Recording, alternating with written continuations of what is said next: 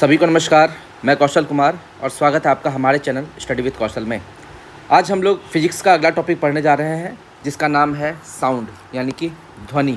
ठीक है, इसमें हम लोग काफ़ी डिटेल में पढ़ेंगे। इससे पहले हम लोग बहुत सारा टॉपिक ख़त्म कर चुके हैं, जैसे कि हम लोग laws of motion, unit and dimension, motion chapter पढ़ चुके हैं, हम लोग ग्रेविटेशन चैप्टर पढ़ चुके हैं, हम लोग प्रॉपर्टीज ऑफ मैटर पढ़ चुके हैं। बहुत सारा टॉपिक हम लोग कंप्लीट कर चुके हैं। अब हमारा गिना चुना टॉपिक बचा है, ज़्यादा नहीं बचा है। हम लोग साउंड कर ही रहे हैं। इसके बाद हम लोग पढ़ेंगे हीट एंड थर्मोडायनेमिक्स। ठीक है, थर्मोडायनेमिक्स करने के बाद हम लोग पढ़ेंगे लाइट चैप्टर। लाइट चैप्टर थोड़ा लंबा है। ठीक है, उसके बाद करेंट एंड इलेक्ट्रिसिटी। ठीक है, उसके बाद मैग्नेटिज्म करेंट, इलेक्ट्रिसिटी, मैग्नेटिज्म, यानी कि 5 से 6 टॉपिक हमारा जो है वो बचा होगा।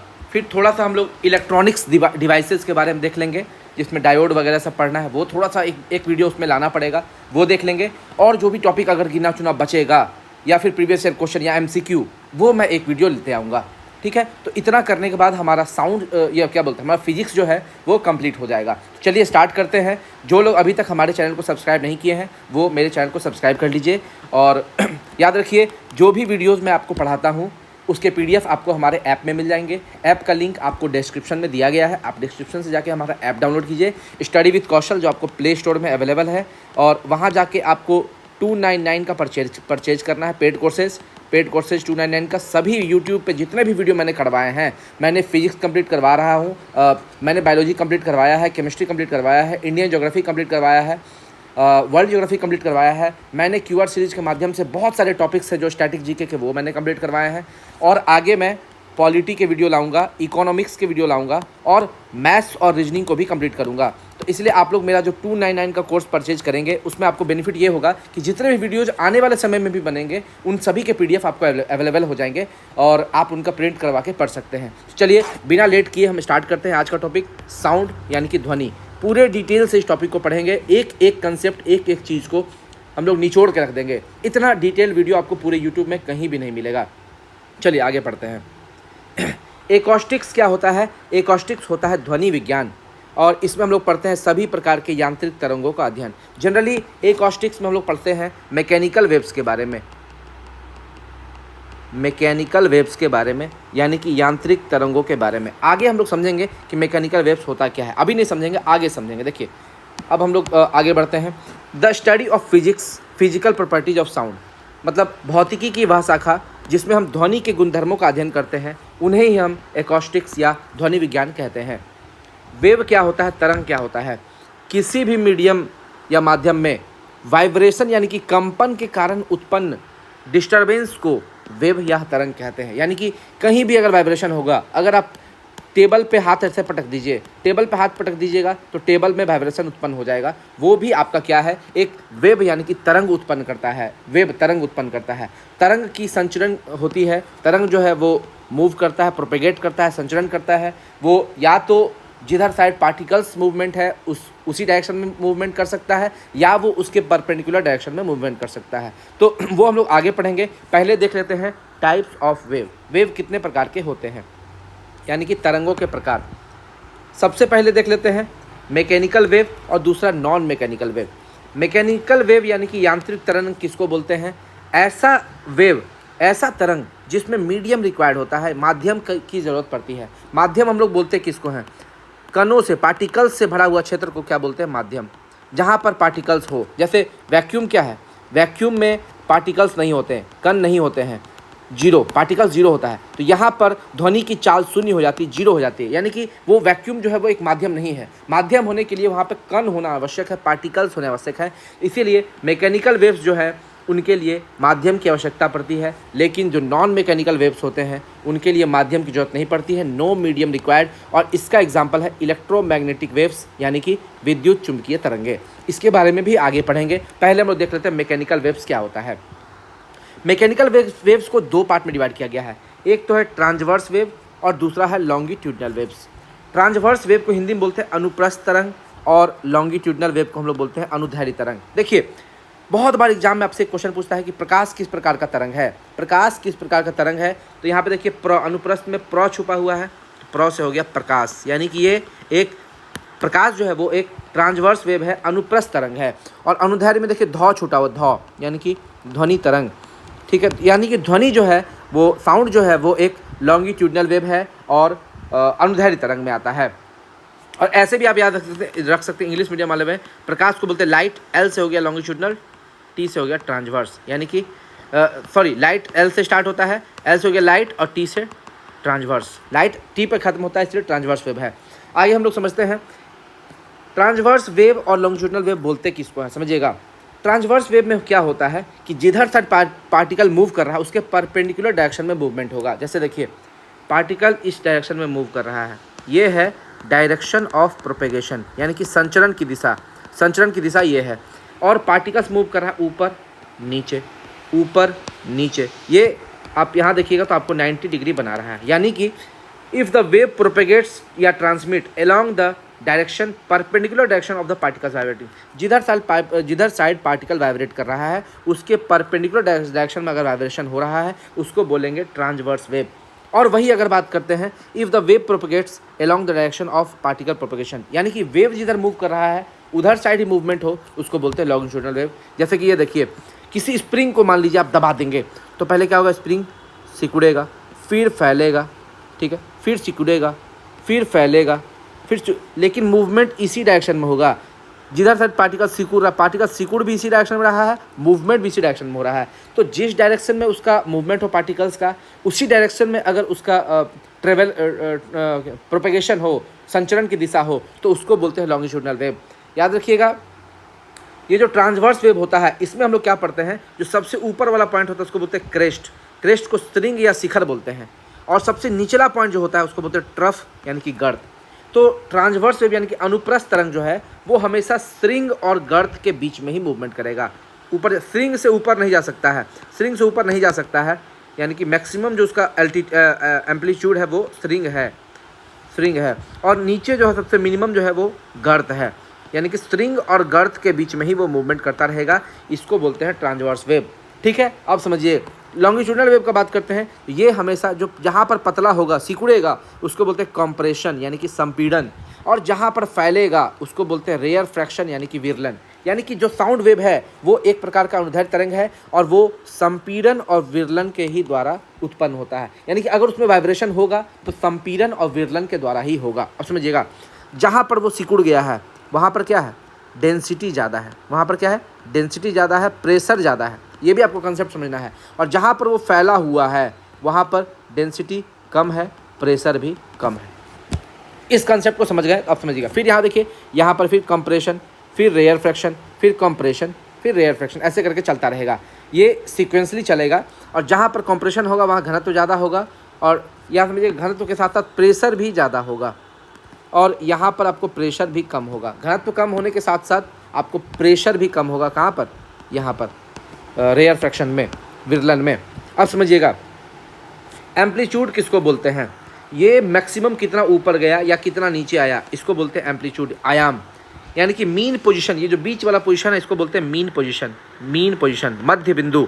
मीन पोजीशन से अधिकतम विस्थापन कितना हुआ, मैक्सिमम कितना ऊपर जा गया, तो ये हो गया आपका एम्पलीट्यूड, ए एम्पलीट्यूड बोलते हैं। इसी को आयाम बोलते हैं हिंदी में, इसी को आयाम बोलते हैं। और एम्पलीट्यूड को ए से दिखाते हैं, जनरली किससे दिखाते हैं, ए से डिनोट करते हैं। ये आपको सिंबल भी याद रखना है, ए से दिखाते हैं।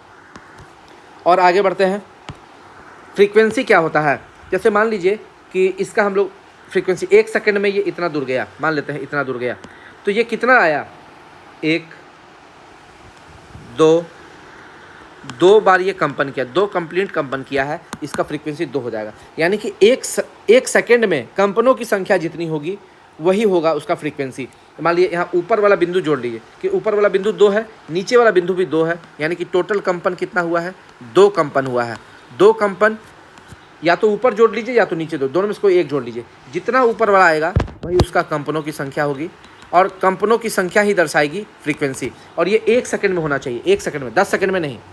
तो फ्रीक्वेंसी क्या होती है, 1 सेकंड में किए गए कंपनों की संख्या, इसको स्मॉल एन या स्मॉल एफ से दर्शाते हैं। अब आते हैं वेवलेंथ, यानी कि तरंगदैर्घ्य। देखिए ऊपर से ऊपर के बीच का जो डिस्टेंस है उसको बोलते हैं लेमडा, लेमडा यानी कि वेवलेंथ। या नीचे से नीचे का डिस्टेंस ले लीजिए, उसको भी बोलेंगे लेमडा, यानी कि वेवलेंथ। अब समझिए इसी चीज़ को अगर हम यहाँ समझें यहाँ पर, तो साउंड में वेव में भी वैसा ही होता है। ये मैक्सिमम जितना ऊपर गया, ये मान लीजिए मीन पोजीशन है, मीन पोजीशन से ये इतना दूर मैक्सिमम आया है, इतना दूर मैक्सिमम आया है, ये हो जाएगा हमारा एम्पलीट्यूड। और बात करें, मान लीजिए 1 सेकंड में ये यहाँ से यहाँ तक आ गया, तो कितना आया, 1 2 3 कंपन, तो 3 हो जाएगा इसका फ्रीक्वेंसी। तो ये तो एम्पलीट्यूड और फ्रीक्वेंसी हुआ। वेवलेंथ क्या हुआ, मान लीजिए संपीड़न और विरलन, संपीड़न यहाँ से स्टार्ट हुआ, यहाँ पर ख़त्म हुआ, फिर विरलन स्टार्ट हुआ यहाँ तक, फिर संपीड़न स्टार्ट हो गया, यानी कि एक संपीड़न से दूसरा संपीड़न स्टार्ट होने के बीच का दूरी ये कहलाएगा लेमडा, या फिर एक विरलन से दूसरा विरलन के बीच का दूरी ये भी हमारा लेमडा कहलाएगा, वेवलेंथ कहलाएगा, वेवलेंथ। ठीक है, जैसे यहाँ पर ऊपर से ऊपर को जोड़ते थे, उसी तरह यहाँ पर मान लीजिए कंप्रेशन है, कंप्रेशन यहाँ स्टार्ट हो रहा है और यहाँ पर कंप्रेशन यहाँ स्टार्ट हो रहा है, इस दोनों के बीच का डिस्टेंस को क्या बोलेंगे, लेमडा, यानी कि वेवलेंथ। उसी तरह विरलन में भी कह सकते हैं दो विरलनों के बीच की दूरी, यानी कि आप समझिएगा 2 क्रमागत संपीड़नों के बीच की दूरी भी हमारी लेमडा कहलाएगी, वेवलेंथ कहलाएगी, और 2 क्रमागत विरलनों के बीच की दूरी भी हमारी क्या कहलाएगी, लेमडा कहलाएगी, यानी कि वेवलेंथ कहलाएगी। वेवलेंथ यानी कि तरंगदैर्घ्य होता क्या है, ये एक कंपन के बीच की दूरी होता है। एक कंपन में वो ऊपर भी जाता है और नीचे भी आता है, एक बार ऊपर गया फिर नीचे आया, इसको बोल देते हैं एक कंपन। और एक कंपन में वो कितना दूरी ट्रेवल किया, एक क्रेस्ट और एक ट्रफ, एक क्रेस्ट और एक ट्रफ, यानी कि एक स्ट्रिंग और एक गर्त, और एक स्ट्रिंग और एक गर्त करने में उसको जितना दूरी ट्रेवल करना पड़ा, यहाँ से यहाँ तक ले लीजिएगा तो भी वो लेमडा ही कहलाएगा, ऊपर से ऊपर ले लीजिएगा तो भी वो लेमडा कहलाएगा, नीचे से नीचे लीजिएगा तो भी वो लेमडा कहलाएगा। किसी भी 2 क्रमागत पॉइंट जो कम से कम एक कंपन होना चाहिए, उस एक कंपन में जितना वो दूरी ट्रेवल करेगा उसको हम लोग क्या बोलते हैं, उसको हम लोग बोलते हैं एक वेवलेंथ। वेवलेंथ यानी कि 1 मीटर, वेवलेंथ 1 मीटर बोल देंगे उसका हम लोग। अब आगे समझते हैं, अनुदैर्घ्य तरंग में तरंग का संचरण इन्हीं संपीड़न और विरलन द्वारा होता है। देखिए जो साउंड वेव है उसमें बात करें, उसमें जो तरंग किस प्रकार प्रोपेगेट करता है, संपीड़न और विरलन के द्वारा। जबकि लॉन्गिट्यूडनल वेव यानी कि प्रकाश का बात करें तो उसमें जो मूवमेंट होता है वो होता है स्ट्रिंग और गर्त के द्वारा। जैसे यहाँ पर स्ट्रिंग और गर्त होता है ट्रांसवर्स वेव में, उसी प्रकार लॉन्गिट्यूडनल वेव में यहाँ पर कंप्रेशन और रेयरफैक्शन होता है, संपीड़न और विरलन होता है। ये आपको समझ में आ गया होगा। याद रखिए ये जो लॉन्गिट्यूडनल वेव है ये आपको सभी प्रकार के मीडियम में जनरेट हो सकता है, ये सभी प्रकार के मीडियम जनरेट होता है, जैसे सॉलिड हो, लिक्विड हो, गैस हो। लेकिन ये जो है आपको ट्रांसवर्स वेव ये सभी प्रकार के मीडियम में जनरेट नहीं होगा, ये सॉलिड में जनरेट हो सकता है और लिक्विड में भी जनरेट होगा तो लिक्विड के केवल सरफेस पे होगा, सतह पर होगा, लिक्विड के अंदर जनरेट नहीं हो सकता है। तो ट्रांसवर्स वेव का जनरेट होने का कुछ जगह खास है, फिक्स है। अब समझिएगा, इसको थोड़ा सा हम लोग समझने का कोशिश करेंगे। यहाँ पर देखिए ये आपको साउंड वेव हम लोग समझ रहे हैं, ये देखिए यहाँ पर ये आपको है स्पीकर, मान लीजिए स्पीकर है, स्पीकर से जो ध्वनि निकला, पहले देखिए यहाँ पर संपीड़न हुआ, यहाँ पर क्या हुआ, सी यानी कि कंप्रेशन, सी यानी कि कंप्रेशन, यानी कि इतना दूर हुआ संपीड़न। फिर इतना दूर हम लोग देख लेते हैं वो क्या है, रेयरफैक्शन यानी कि विरलन। यहाँ पर डेंसिटी कम है, यानी कि अगर हम लोग इसको देखा जाए तो कंप्रेशन में क्या है, डेंसिटी ज़्यादा है, फिर यहाँ पर डेंसिटी कम है, फिर यहाँ पर डेंसिटी ज़्यादा हो गया, फिर यहाँ पर डेंसिटी कम हो गया, फिर यहाँ पर डेंसिटी ज़्यादा हो गया, फिर डेंसिटी कम हो गया, फिर ज़्यादा हो गया, फिर कम हो गया। यानी कि ये जो आपका डेंसिटी है वो ज़्यादा होगा कंप्रेशन में और कम होगा रेयरफैक्शन में, यानी कि संपीड़न में डेंसिटी ज़्यादा होगा और विरलन में डेंसिटी कम होगा। यही कंसेप्ट था। और हम लोग समझते हैं आगे, हम लोग देखते हैं दाब भी देख लेते हैं। तो ये देखिए कंप्रेशन जो है वहाँ पर दाब हमारा ज़्यादा है, देखिए यहाँ पर दाब ज़्यादा है, यहाँ पर दाब कम है, विरलन में दाब कम है, फिर यहाँ पर दाब ज़्यादा है, फिर यहाँ दाब कम है। यानी कि हम लोग समझ सकते हैं कि यहाँ पर हम लोग लिख सकते हैं कि संपीड़न अगर है, संपीड़न यानी कि कंप्रेशन, तो यहाँ पर आपको दाब भी कम होगा और घनत्व भी कम होगा। लेकिन अगर विरलन का बात करते हैं, विरलन यानी कि रेयरफैक्शन, वहाँ पर उल्टा हम लिख दिए, सॉरी, संपीड़न में दाब ज़्यादा घनत्व ज़्यादा, विरलन में दाब कम और घनत्व कम। ये कंसेप्ट को आपको याद रखना है किसी भी हाल में, इस चीज़ से आपको प्रश्न एग्जाम में पूछता है। और हम लोग बात करें और आगे देखते हैं, यहाँ पर ये ग्राफ हम लोग देख लेते हैं। ये ग्राफ जब आप देखिएगा तो घनत्व और दाब का ग्राफ है। ये ग्राफ देखिए ऐसे घट रहा है, फिर बढ़ा, फिर घटा, फिर बढ़ा, फिर घटा, फिर बढ़ा। आप समझिएगा ये औसत घनत्व और औसत दाब का ग्राफ है। और यहाँ देखिएगा ऊपर का 2 बिंदु को अगर हम लोग देखेंगे, इसको बोलते हैं क्या, स्ट्रिंग, और नीचे का दोनों बिंदु को क्या बोलेंगे, गर्त। क्या बोलेंगे, गर्त। तो 2 स्ट्रिंगों के बीच की दूरी लेमडा कहलाएगी और 2 गर्त के बीच की दूरी भी आपका लेमडा ही कहलाएगी। और मैक्सिमम कितना ऊपर गया है उसको बोलेंगे ए, यानी कि एम्पलीट्यूड, आयाम। एम्पलीट्यूड यानी कि आयाम, और 1 सेकेंड में वो कितना कंपन कर रहा है उसको बोलेंगे फ्रीक्वेंसी यानी कि आवृत्ति। फ्रीक्वेंसी यानी कि आवृत्ति, ये भी आपको समझ में आ गया होगा। अब यहाँ समझिए, फिर ये वाला समझिए, ये एक आपको यू शेप का कोई स्टील का मेटल है या कोई मेटल है, उसको ऐसे जोर से मार दिए, मान यहाँ पर और यहाँ पर जोर से हिट कर दिए, तो ये लेफ्ट राइट वाइब्रेट करेगा, और इसके लेफ्ट राइट वाइब्रेशन करने की वजह से जो आसपास का एयर है वो भी वाइब्रेट करेगा, और एयर वाइब्रेट करेगा तो वो एक ध्वनि उत्पन्न करेगा, क्योंकि एयर में पार्टिकल्स है, और जहाँ पर पार्टिकल्स मूव करेगा, कण मूव करेंगे, वहीं पर ध्वनि उत्पन्न होगी। तो ये आपका मूवमेंट करना स्टार्ट हुआ, ठीक है। यहाँ देखिए, यहाँ पर मूवमेंट जो है ये आपका बहुत ज़्यादा है, तीव्र है, पार्टिकल्स आसपास हैं, तो जहाँ पर पार्टिकल्स आसपास रहेंगे उसको क्या बोलेंगे हम लोग? संपीड़न। और जहाँ पार्टिकल दूर दूर रहेंगे उसको बोलेंगे विरलन। इंग्लिश में संपीड़न और विरलन को क्या बोलते हैं बताइए? इंग्लिश में इसी को बोलते हैं कंप्रेशन एंड रेयर फ्रैक्शन। जहाँ पर संपीड़न है देखिए, वहाँ पर घनत्व आपका ज़्यादा है, डेंसिटी ज़्यादा है, और वहाँ पर प्रेशर भी ज़्यादा है। ये कंसेप्ट तो मैंने आपको बता ही दिया है। तो प्रेशर ज़्यादा और डेंसिटी ज़्यादा, देखिए यहाँ पर पार्टिकल्स पास हैं।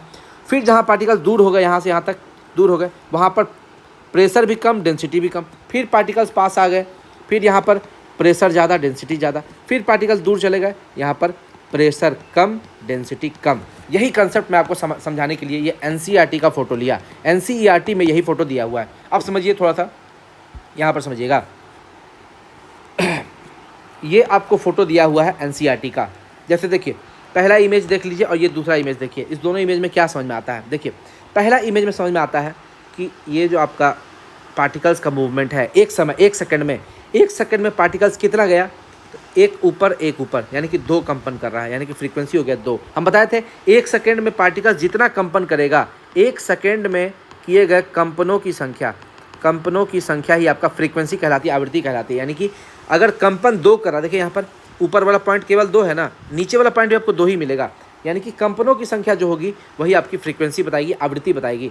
तो फ्रीक्वेंसी आपका क्या है? देखिए, अब अगला वाला हम देखिए, इसमें देखिए 1 सेकंड, यहाँ से यहाँ तक 1 सेकंड है, लेकिन 1 सेकंड में कितना कंपन कर रहा है? 1 2, ऊपर वाला जोड़ लीजिए, 1 2 3 4 5 6 7 8, यानी कि 8 कंपन कर रहा है 1 सेकंड में, तो फ्रीक्वेंसी हो जाएगी 8। तो इसकी फ्रीक्वेंसी कम है, इसकी फ्रीक्वेंसी ज़्यादा है। तो आप समझ सकते हैं, जिसकी फ्रीक्वेंसी कम होती है उसकी पिच भी कम होती है। पिच को हिंदी में बोलते हैं तारत्व, और यहाँ पर भी तारत्व। तो जिसकी पिच जो है वो फ्रीक्वेंसी पर ही डिपेंड करती है। जिसकी फ्रीक्वेंसी आवृत्ति कम होगी उसकी पिच भी यानी कि तारत्व भी कम होगी। महिलाओं का पिच ज़्यादा होता है। पिच ज़्यादा होने से हमारे कान में वो ध्वनि चुभता है, बच्चा जो रोता है वो ध्वनि चुभता है।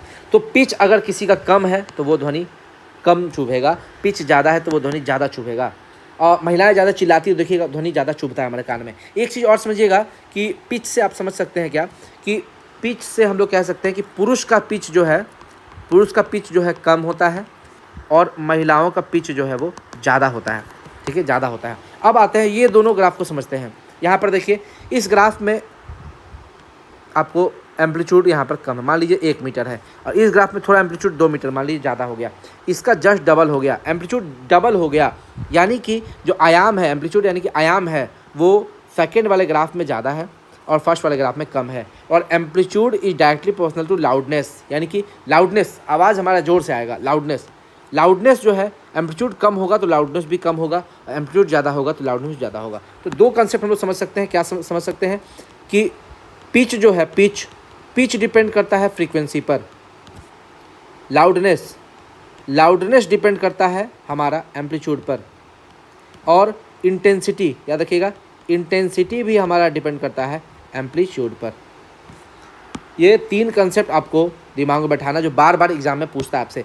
पिच जो है वो फ्रीक्वेंसी पर डिपेंड करेगा। देखिए यहाँ पर फ्रीक्वेंसी 2 था, यानी कि फ्रीक्वेंसी यहाँ पर 8 है, यहाँ 2 है, तो फ्रीक्वेंसी जिसमें कम है उसका पिच भी कम होगा, तो पिच कम होता है पुरुषों का, और फ्रीक्वेंसी ज़्यादा है यहाँ पर, पिच भी ज़्यादा है, ये होगा महिलाओं का। तो फ्रीक्वेंसी डिपेंड करता है पिच पर।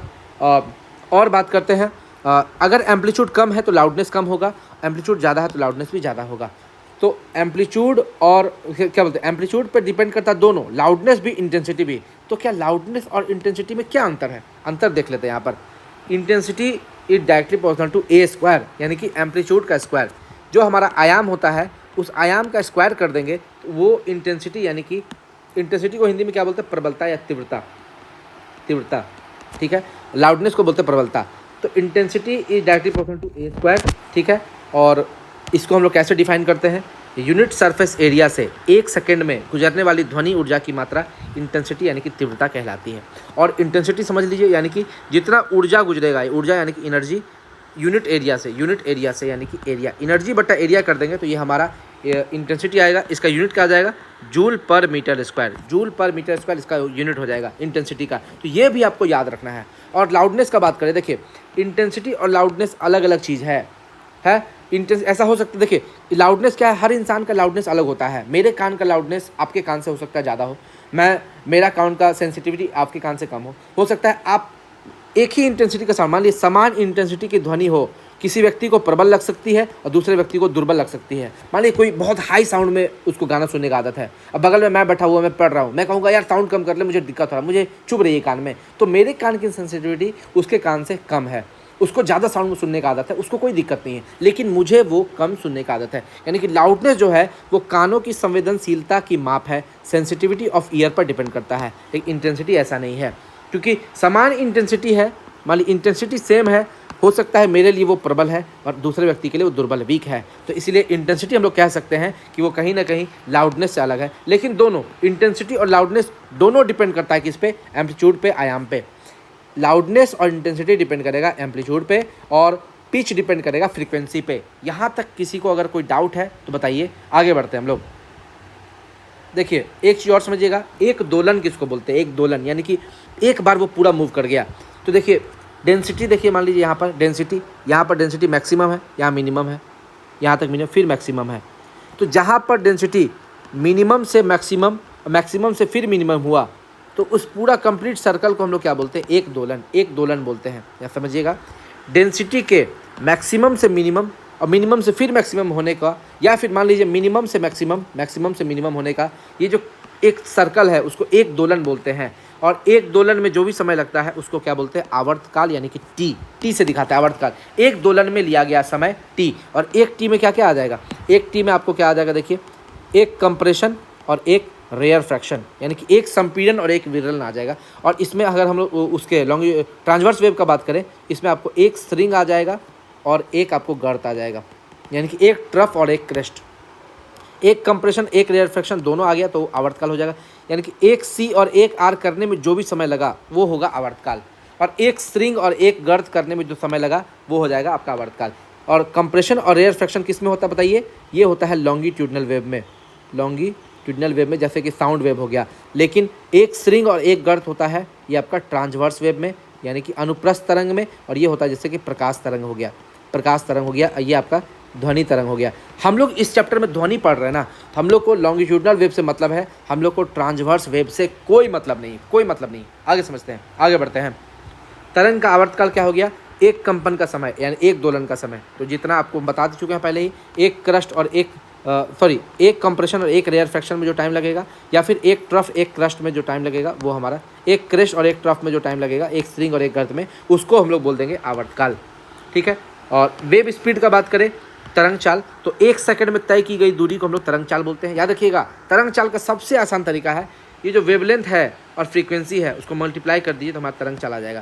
तो इस पर हम लोग न्यूमेरिकल्स लास्ट में करेंगे, हम लोग इस पर न्यूमेरिकल्स करेंगे, यानी कि वेवलेंथ इंटू फ्रीक्वेंसी, यानी कि तरंग दैर्घ्य और आवृत्ति को गुना करने पर तरंग की चाल आ जाती है। ये बड़ा ही कंसेप्ट है, इसी पे प्रश्न पूछता है। और एक प्रश्न इस पे भी आता है इंटेंसिटी पर। अभी तो हम लोग इंटेंसिटी पढ़ लिए हैं कि यूनिट सरफेस एरिया में एक सेकंड में गुजरने वाली ध्वनि ऊर्जा की मात्रा इंटेंसिटी कहलाती है। लेकिन इंटेंसिटी जो होता है वो एम्पलीट्यूड के डायरेक्टली, मतलब स्क्वायर के डायरेक्टली प्रोपोर्शनल होता है। हम बता चुके हैं कि आपका लाउडनेस और इंटेंसिटी दोनों आपका एम्पलीट्यूड पर डिपेंड करता है, आयाम पर डिपेंड करता है।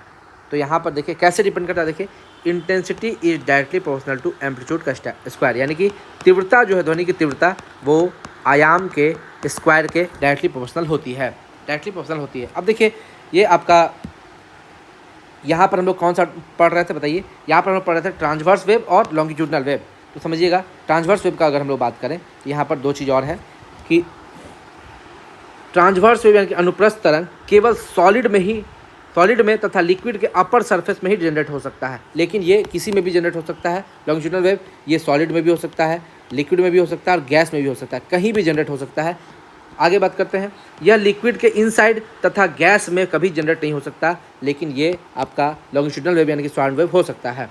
इसका एग्जांपल समझिएगा, प्रकाश तरंग यानी कि लाइट, हम बताए थे लाइट जो है वो अनुप्रस्थ तरंग है, लाइट इसका एग्जांपल है। और स्ट्रिंग, रस्सी को देखिएगा, रस्सी में आप देखिएगा, रस्सी आप मान लीजिए ये रस्सी है, रस्सी का एक किनारा को आप हिला दीजिएगा ना, तो जब तक ये पूरा लास्ट तक नहीं जाएगा तब तक वो पूरा हिलता रहेगा। और रस्सी में जो मूवमेंट होगा, देखिए रस्सी आपका है, डायरेक्शन ऑफ प्रोपेगेशन इधर है, और रस्सी को हिलाइएगा तो ऊपर नीचे होगा, रस्सी ऊपर नीचे होगा, यानी कि जिधर डायरेक्शन ऑफ प्रोपेगेशन है उसके परपेंडिकुलर डायरेक्शन में उसका मूवमेंट होगा। इसीलिए रस्सी को हम लोग क्या बोलते हैं, ट्रांसवर्स वेव, ट्रांसवर्स। तो ये हो गया ट्रांसवर्स वेव का एग्जाम्पल आपको, प्रकाश और स्ट्रिंग।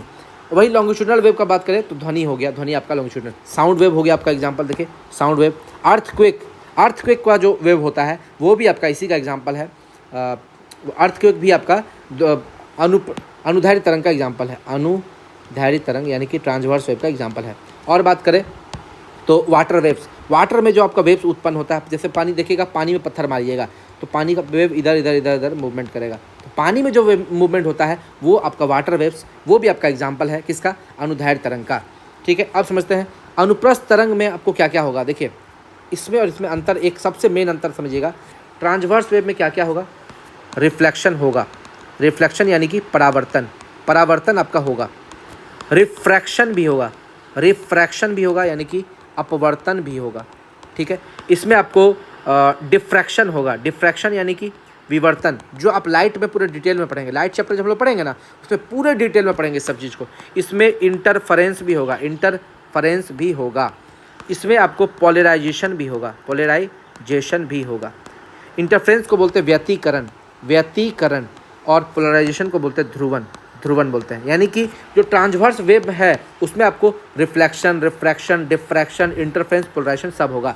लेकिन जो आपका लॉन्गिट्यूडनल वेव है उसमें आपको रिफ्लेक्शन होगा, रिफ्रैक्शन होगा, डिफ्रैक्शन होगा, इंटरफेरेंस होगा, लेकिन पोलराइजेशन नहीं होगा, यानी कि ध्रुवन नहीं होगा। यही कारण है कि जो प्रकाश का वेव है, ट्रांसवर्स वेव का एग्जाम्पल क्या है, प्रकाश, प्रकाश का जो वेव है उसमें पोलराइजेशन होता है, लेकिन ये जो ध्वनि का वेव है, ध्वनि जो तरंग है उसमें ध्रुवन यानी कि पोलराइजेशन नहीं होता है। यानी कि पोलराइजेशन जो है, ध्रुवन जो है, वो केवल और केवल किसका खासियत है, ट्रांसवर्स वेव का खासियत है। पोलराइजेशन हमेशा ट्रांसवर्स वेव में होता है, लॉन्गिट्यूडनल वेव में नहीं होता है। इसी चीज़ को हम आगे लिखे हैं, देखिए यहाँ पर लिखे हुए हैं, अनुप्रस्थ तरंग यानी कि ट्रांसवर्स वेव, इसको इंग्लिश में टी लिख देते हैं, ट्रांसवर्स वेव, और ये है आपका लॉन्गिट्यूडनल वेव। देखिए अनुप्रस्थ तरंग यानी कि ट्रांसवर्स वेव में रिफ्लेक्शन होगा, रिफ्रैक्शन भी होगा, डिफ्रैक्शन होगा, इंटरफेरेंस होगा, पोलराइजेशन होगा नहीं होगा। ठीक है, क्योंकि ये अनुप्रस्थ तरंग है, प्रकाश वाला, प्र से प्रकाश याद रखिएगा, प्रकाश। ठीक है, और वही अगर ध्वनि तरंग का बात करें, अनुदैर्ध्य तरंग का बात करें, लॉन्गिट्यूडनल वेव का बात करें, इसमें रिफ्रैक्शन होगा, जैसे जो इसमें था इसमें भी होगा, रिफ्रैक्शन भी होगा, डिफ्रैक्शन भी होगा, इंटरफेरेंस भी होगा, लेकिन पोलराइजेशन नहीं होगा। यानी कि पोलराइजेशन जो है वो केवल और केवल अनुप्रस्थ तरंगों का खासियत, अनुप्रस्थ तरंग में हो सकती है। ये अनुप्रस्थ यानी कि लॉन्गिट्यूडनल, लॉन्गिट्यूडनल वेव में, सॉरी अनुप्रस्थ यानी कि ट्रांसवर्स वेव, उल्टा बोल लिख दिया हम, ये आपका केवल और केवल ट्रांसवर्स वेव में होगा, ट्रांसवर्स वेव में ही होता है। तो इस कंसेप्ट को आपको याद रखना है, एग्जाम में आपसे पूछता है कि ध्वनि तरंगों में क्या नहीं हो सकता है, तो पोलराइजेशन नहीं हो सकता है, ध्रुवन नहीं हो सकता है। ये बड़ा ही इंपॉर्टेंट क्वेश्चन है, इसको आपको याद रखना है। लाइट वेव्स में पोलराइजेशन होगा, साउंड वेव में पोलराइजेशन नहीं होगा। बार बार रिपीट करेंगे, बार बार आपको याद होगा, जितना रिपीट करेंगे उतना आपको याद होगा। आगे बढ़ते हैं। अब हम लोग थोड़ा सा देख लेते हैं इलेक्ट्रोमैग्नेटिक वेव्स यानी कि विद्युत चुंबकीय तरंगे, ये क्या होती है। देखिए these waves does not need any elastic medium. यानी कि देखिए हम लोग पढ़े थे कि दो तरह का होता है, एक तो होता है आपका मैकेनिकल वेव्स, एक नॉन मैकेनिकल वेव्स यानी कि यांत्रिक तरंग, और एक इलेक्ट्रोमैग्नेटिक वेव्स यानी कि जिसमें मीडियम की आवश्यकता नहीं होती है, इसको कोई माध्यम की जरूरत नहीं है, और इसी का एग्जांपल है इलेक्ट्रोमैग्नेटिक वेव। ये आपको निर्वात में भी ट्रेवल कर सकते हैं, यानी कि वैक्यूम में भी ट्रेवल कर सकते हैं, खास करके वैक्यूम में तो और ही ज़्यादा स्पीड से ट्रेवल करेंगे। ठीक है, these wave does not need any elastic medium and which is generated by mutual oscillations of electric and magnetic field perpendicular to each other. जैसे वहाँ हम लोग पढ़े थे दो गो, एक तो पढ़े थे लॉन्गिट्यूडनल और एक ट्रांसवर्स। ठीक है, ट्रांसवर्स का एग्जाम्पल था प्रकाश तरंग, लॉन्गिट्यूडनल का एग्जाम्पल था ध्वनि तरंग। लॉन्गिट्यूडनल वेव जो था वो हमेशा आपको कंप्रेशन और rarefaction, compression rarefaction, compression rarefaction, इसी से चलता है। और लाइट ट्रांसवर्स वेव जो था वो था श्रिंग गर्थ, श्रिंग गर्थ, श्रिंग गर्थ, इससे चलेगा। तो ये तो था वहाँ पे, क्योंकि वहाँ पे मीडियम है, मीडियम की आवश्यकता पड़ती है। लेकिन यहाँ पर क्या है, मीडियम की जरूरत नहीं है। यहाँ पर इलेक्ट्रिक और मैग्नेटिक फील्ड से ये बैलेंस होता है। यानी कि मान लीजिए ये है आपका डायरेक्शन ऑफ प्रोपेगेशन, संचरण की दिशा। तो जिधर संचरण की दिशा होगी उसके पर 90 डिग्री बनाएगा आपको इलेक्ट्रिक फील्ड, और उससे 90 डिग्री बनाएगा मैग्नेटिक फील्ड। यानी कि मैग्नेटिक फील्ड भी आपका संचरण की दिशा से 90 डिग्री बनाएगा और इलेक्ट्रिक फील्ड भी आपका 90 डिग्री बनाएगा। ठीक है, ये दोनों आपका 90 डिग्री बनाएगा। तो यही आपका है इलेक्ट्रोमैग्नेटिक वेव। और इलेक्ट्रोमैग्नेटिक वेव का स्पीड कितना होता है, एवरेज में लिया था 3 × 10⁸ मीटर पर सेकेंड, 3 × 10⁸ मीटर पर सेकेंड। इलेक्ट्रोमैग्नेटिक वेव्स जो है उसका रेडिएशन हम लोग किससे मापते हैं, बोलोमीटर के द्वारा मापते हैं। याद रखिएगा, ये बार बार पूछा हुआ प्रश्न है, बोलोमीटर द्वारा मापते हैं। अब समझिएगा इलेक्ट्रोमैग्नेटिक वेव्स को पूरे डिटेल में हम लोग समझते हैं। इसका ट्रिक मैंने निकाला था जब मैं 12th क्लास में था, तो उसमें इलेक्ट्रोमैग्नेटिक वेव एक चैप्टर था, वहाँ पढ़ना था, एग्जाम में काफ़ी दिक्कत होता था। इसका ट्रिक है ray my infra vis ultra X gamma. Ray का मतलब हो गया रेडियो वेव्स, माई का मतलब हो गया माइक्रोवेव्स, इंफ्रा का मतलब हो गया इंफ्रा रेड वेव, विज का मतलब हो गया विजिबल, अल्ट्रा का मतलब हो गया यूवी रेज, एक्स का मतलब हो गया एक्स रेज, और गामा का मतलब हो गया गामा रेज। ये ट्रिक है, ये मैंने आपको केमिस्ट्री में भी बताया है। केमिस्ट्री जब हम आपको बताए थे वहाँ पर भी हम आपको ये ट्रिक बताए थे। इसको समझिएगा कि जब हम लोग लेफ़्ट से राइट बढ़ेंगे, लेफ़्ट से राइट बढ़ेंगे तो फ्रीक्वेंसी हमारा बढ़ेगा। यानी कि सबसे ज़्यादा फ्रीक्वेंसी किसका हो जाएगा, हमारा सबसे मैक्सिमम फ्रीक्वेंसी हो जाएगा गामा रेज का, मैक्सिमम फ्रीक्वेंसी। और सबसे कम फ्रीक्वेंसी किसका होगा, रेडियो वेव्स का, मिनिमम फ्रीक्वेंसी। यानी कि सबसे ज़्यादा आवृत्ति किसकी होगी, गामा रेज की। और फ्रीक्वेंसी ज़्यादा होने की वजह से ही गामा रेज की वेधन क्षमता बहुत ज़्यादा होती है। ये भी आप लिख लीजिएगा, मैक्सिमम वेधन क्षमता। वेधन क्षमता का मतलब ये होता है कि ये शरीर में छेद कर देगी, शरीर में छेद कर देगी। शरीर इंटरनल, अगर हमारे शरीर में गामा रेज चली गई तो हमारे शरीर को छेद करके रख देगी। तो सबसे ज़्यादा जैसे आपसे पूछता है कि एक्सरे जो होता है उसमें एक्सरे का ही यूज़ क्यों किया जाता है, गामा रे क्यों नहीं यूज़ किया जाता है। हमारा हड्डियाँ जो टूटता है उसका चित्र लेने के लिए एक्सरे का यूज, क्योंकि एक्सरे की वेधन क्षमता गामा रे से कम होती है। एक्सरे की भी वेधन क्षमता ज़्यादा होती है लेकिन कम होती है थोड़ा सा। इसको भी ज़्यादा देर तक नहीं, 1 से 2 सेकंड ही आप अपने शरीर पर रख सकते हैं। ज़्यादा देर रखिएगा तो ये भी आपके शरीर को नुकसान पहुँचाएगा। उसके बाद बात करते हैं सबसे कम मिनिमम फ्रीक्वेंसी जो होती है वो रेडियो वेव्स की होती है। तो ये तो हो गया फ्रीक्वेंसी का, लेकिन हम लोग आपको क्या बताए थे, फ्रीक्वेंसी इंटू वेवलेंथ बराबर वेलोसिटी बताए थे। तो अगर मान लीजिए वेवलेंथ ज़्यादा होगा तो फ्रीक्वेंसी जस्ट उसका उल्टा होगा। तो अगर लेफ़्ट से राइट जा रहे हैं तो फ्रीक्वेंसी हमारा बढ़ रहा है, अगर हम लोग राइट से लेफ़्ट आएंगे हमारा वेवलेंथ बढ़ेगा। इसीलिए रेडियो वेव का वेवलेंथ सबसे ज़्यादा होता है, मैक्सिमम लेमडा, और गामा रेज का वेवलेंथ सबसे कम होता है, मिनिमम लेमडा। और इस चीज़ को कैसे याद रखेंगे, देखिए यहाँ पर हम आपका लिख भी दिए हैं। यहाँ पर हम आपका क्या लिखे हैं, देखिए यहाँ पर हम आपका लिखे हैं कि रेडियो वेव का वेवलेंथ होता है 10⁴ मीटर और गामा रेज का होता है 10⁻14, यानी कि +4 यहाँ -14। तो ऑब्वियस सा बात है गामा रे का वेवलेंथ जो है वो कम होता है और रेडियो वेव का वेवलेंथ ज़्यादा होता है। ये कंसेप्ट आपको याद रखना है। और सबसे ज़्यादा जब आप लाइट चैप्टर पढ़िएगा वहाँ पर विजिबल के बारे में पूछता है, विजिबल रेज को आप लोग याद किए थे कि किसी भी प्रिज्म पर अगर श्वेत प्रकाश को डालते हैं तो वो 7 कलर में डिवाइड हो जाता है, वायलेट, इंडिगो, विबग्योर से ट्रिक से हम लोग याद करते हैं, विबग्योर यानी कि वी से हो गया वायलेट, आई से इंडिगो, बी से ब्लू, जी से ग्रीन, वाई से येलो, ओ से ऑरेंज, आर से रेड। या इसको हिंदी में भी पढ़ते हैं बैजानी हपी नाला, बैजानी हपी नाला, ठीक है। बै से हो गया बैगनी, जा से जामुनी, नी से नीला, हो से हरा, पी से पीला, नौ से नारंगी, लौ से लाल। तो ये ट्रिक है। लेकिन आपको विबग्योर जो है वो सीधा नहीं लिखना है, उल्टा लिखना है, उल्टा, VIBGYOR। ऐसा उल्टा आपको क्यों लिखना है, क्योंकि जो हम बनाए हैं लेफ्ट से राइट जाने पे हमारा फ्रीक्वेंसी बढ़ता है इसलिए। तो सबसे ज़्यादा फ्रीक्वेंसी किसका हो जाएगा, फ्रीक्वेंसी हमारा सबसे ज़्यादा हो जाएगा वायलेट का, और फ्रीक्वेंसी और सबसे ज़्यादा वेवलेंथ हमारा लेमडा मैक्सिमम किसका हो जाएगा, रेड का। और सबसे कम वेवलेंथ किसका हो जाएगा बताइए, सबसे कम वेवलेंथ हो जाएगा लेमडा मिनिमम हो जाएगा वायलेट का, और लेमडा मैक्सिमम हो जाएगा रेड का। और फ्रीक्वेंसी का बात करें, फ्रीक्वेंसी मैक्सिमम हो जाएगा वायलेट का और फ्रीक्वेंसी मिनिमम हो जाएगा हमारा रेड का। क्योंकि हम लोग लेफ्ट से राइट जा रहे हैं तो फ्रीक्वेंसी बढ़ रहा है, तो सबसे ज़्यादा फ्रीक्वेंसी हो गया हमारा किसका, वायलेट का, और उसी उल्टा हो जाएगा, लेमडा मिनिमम हो जाएगा। तो यही लिखिए, सबसे ज़्यादा आवृत्ति जो है वो गामा रेज का है, यहाँ पर गामा रेज है, और इसीलिए गामा रेज की वेधन क्षमता भी मैक्सिमम होगी, वेधन क्षमता भी सर्वाधिक होगी, छेद करने की क्षमता सर्वाधिक होगी। और अगर हम लोग बात करें तो सबसे ज़्यादा तरंग दैर्घ्य का बात करें तो ये रेडियो वेव्स में होता है। रेडियो वेव्स सबसे ज़्यादा लेमडा देखिए बता दिए हैं 10⁴, यहाँ भी लिख देते हैं 10⁴ मीटर।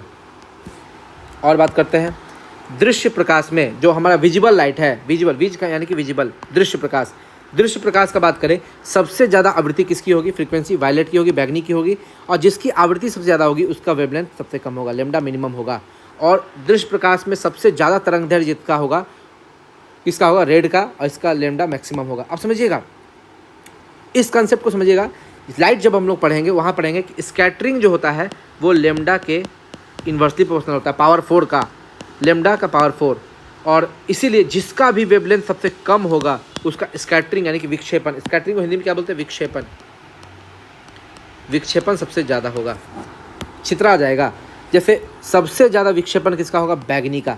यही कारण है कि हमारा आकाश का रंग नीला दिखाई देता है, पानी समुद्र का रंग नीला दिखाई देता है, यही रीज़न है, ठीक है, क्योंकि उसका विक्षेपण सबसे ज़्यादा होता है बैगनी का। और रेड का विक्षेपण सबसे कम होता है, इसीलिए रेड का यूज़ करते हैं हम लोग डेंजर सिग्नल के लिए, डेंजर सिग्नल के लिए। जैसे मान लीजिए ट्रेन चल रही है और आगे कोहरा है, तो लाल, अगर हम लोग का जो सिग्नल रेड क्यों बनाया जाता है, रेड सिग्नल इसलिए बनाया जाता है कि वो दूर से ही दिख जाए, रेड सिग्नल दूर से ही दिख जाए, ठीक है। सूर्य जब उगता है, सूर्य सबसे पहले हम लोग को रेड ही दिखता है, क्यों, क्योंकि रेड प्रकाश जो है सबसे पहले हमारे पास आ जाता है, बाकी सबका तो विक्षेपण हो जाता है, स्कैटरिंग हो जाता है, लेकिन रेड प्रकाश का विक्षेपण नहीं हो पाता है, इसलिए रेड प्रकाश हमारे पास आ जाता है, इसलिए सूर्य जो है वो उगते समय और डूबते समय हम लोग को लाल कलर का दिखाई देता है। तो ये आपको सब कंसेप्ट यही है, फ्रीक्वेंसी और वेवलेंथ पर ही डिपेंड करता है। फ्रीक्वेंसी और वेवलेंथ के बारे में अगर आप अच्छे से समझ गए, आपको ये सारा कंसेप्ट समझ में आ जाएगा। अब एक एक करके हम लोग सबको देख लेते हैं, radio wave, microwave, infrared, visible, UV, X ray और गामा रे। विजिबल को नहीं देखेंगे क्योंकि इसको हम लोग डिटेल में पढ़ेंगे लाइट चैप्टर में, लाइट चैप्टर में पूरे डिटेल से हम लोग पढ़ेंगे। तो बाकी जो बचा radio, micro, infrared, UV, X ray और गामा रे, इस सब के बारे में पढ़ लेते हैं। शॉर्ट रेडियो वेव्स, ये क्या होता है, शॉर्ट रेडियो वेव्स का खोज किया था हर्ट्ज। याद रखिएगा फ्रीक्वेंसी का यूनिट जो है वो हर्ट्ज ही होता है, इसी हर्ट्ज साइंटिस्ट के नाम पर इन्होंने ही फ्रीक्वेंसी की खोज की थी, इसलिए इनके नाम पर, इनके सम्मान में फ्रीक्वेंसी का यूनिट जो है वो हर्ट्ज होता है। हर्ट्ज का मतलब होता है 1/सेकंड, 1/सेकंड, ठीक है। तो शॉर्ट रेडियो वेव्स का खोज भी हर्ट्ज ने ही किया था, इसका यूज होता है रेडियो, टीवी और टेलीफोन में। लॉन्ग रेडियो वेव्स का बात करें, इसका खोज करने वाले थे मार्कोनी वही थे ना जो बेतार के तार की खोज की थी, बेतार के तार। उसके बाद इसका यूज होता है टीवी और रेडियो में। माइक्रोवेव का बात करें तो इसकी खोज की थी पर्सी स्पेंसर। एक्चुअली ये माइक्रोवेव की खोज नहीं की थी, माइक्रोवेव ओवन की खोज की थी। इसका यूज होता है ओवन में, माइक्रोवेव ओवन, चूल्हा जो होता है, माइक्रोवेव ओवन की खोज की थी ये हमारी पर्सी स्पेंसर ने, माइक्रोवेव चूल्हा जो होता है। इंफ्रारेड यानी कि अवरक्त किरण, ये बहुत इंपॉर्टेंट है, VBI बार बार बिहार एग्जाम में पूछता है। इसके खोज करता है हर्शेल, ठीक है। और इसका यूज कहाँ होता है, utilise in photography behind mist and fog. अगर मान लीजिए कहीं कोहरा है या धुंध है तो वहाँ पर आपको फोटोग्राफी लेने में आपको इंफ्रारेड यूज होगा। इंफ्रारेड को कोई मिस्ट, कोई फॉग से मतलब नहीं है, वो किसी भी, आप कहीं कितना भी धुआं कर दीजिए वहाँ पर वो इमेज खींच के आपको एकदम परफेक्ट इमेज दे देगा। ये सिर्फ और सिर्फ टेम्परेचर पे काम करता है। जैसे CCTV कैमरा का यूज होगा, रात में भी देखिए CCTV कैमरा जो है वो आपका इमेज कैप्चर कर लेता है, दिन रहे या रात रहे वो इमेज कैप्चर कर लेता है, इसीलिए इसका यूज, इंफ्रारेड का यूज CCTV कैमरा में भी होता है। टीवी के रिमोट में देखिए, टीवी का रिमोट दूर से ही सेंस कर लेता है। AC का रिमोट या कोई भी रिमोट, या पंखा का रिमोट, जो रिमोट दूर से काम करता है, जितना भी रिमोट है वो सारा रिमोट इंफ्रारेड से ही काम करता है। मरीज के शरीर का टेम्परेचर जो है वो मापते हैं इंफ्रारेड से। जैसे जब कोरोना हुआ था देखते टेम्परेचर माथा रखते नाप लेते थे, वो हमारा इंफ्रारेड पे ही काम करता था। और इंफ्रारेड का यूज समझिए मॉल वगैरह में यूज होता है। जैसे यहाँ पर सेंसर लगा रहेगा, आप जैसे अंदर घुसिएगा वो काउंट कर देगा 1, फिर दूसरा आदमी घुसेगा 2, 3, वो बता देगा कि मॉल के अंदर कितना आदमी है, कितना आदमी निकला है। वो इंफ्रारेड पर ही काम करता है वो सारा चीज़। यूवी रेज का बात करें तो यूवी रेज के खोज करता है रीटर, और ये सूर्य से आने वाली प्रकाश में ये होता है यूवी रेज, लेकिन ये हानिकारक होता है क्योंकि इससे स्किन कैंसर होने का खतरा ज़्यादा होता है। यूवी रेज का यूज़ देखिएगा, पैडमैन एक मूवी आया था, पैडमैन, उस पैडमैन मूवी में दिखाया था कि जो सैनिटरी नैपकिन्स होता था या फिर जो आपका पैड होता था, उस पैड को में बैक्टीरिया को मारते थे बैक्टीरिया को मारने के लिए यूवी रेज का यूज़ करते थे। तो याद कीजिएगा, बैक्टीरिया मारने के लिए इसका यूज़ किया जाता है यूवी रेज का। और इसका यूज़ कहाँ होता है? Producing discharge, photo electric effect, इस सारे जगह भी यूवी रेज का यूज होता है। ठीक है।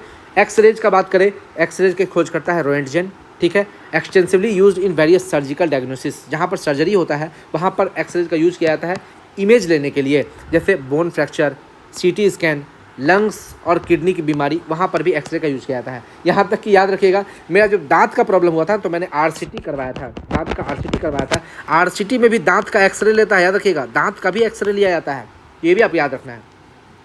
बहुमूल्य पत्थरों या हीरो में खराबी का पता लगाने के लिए भी एक्सरे का यूज़ किया जाता है। और एक्सरे का जो आपका क्या बोलते हैं, एक्सरे में जो आपका यूज किया जाता है वो है इसके मॉलिक्यूल्स के बीच का, जो किसी भी पार्टिकल्स के मॉलिक्यूल्स के बीच में जो स्पेस पता करता है, इंटरमॉलिक्यूलर स्पेस, तो वहाँ पर एक्सरे का यूज़ किया जाता है। वहाँ एक लॉ लगता है, ब्रैग्स लॉ, ब्रैग्स लॉ।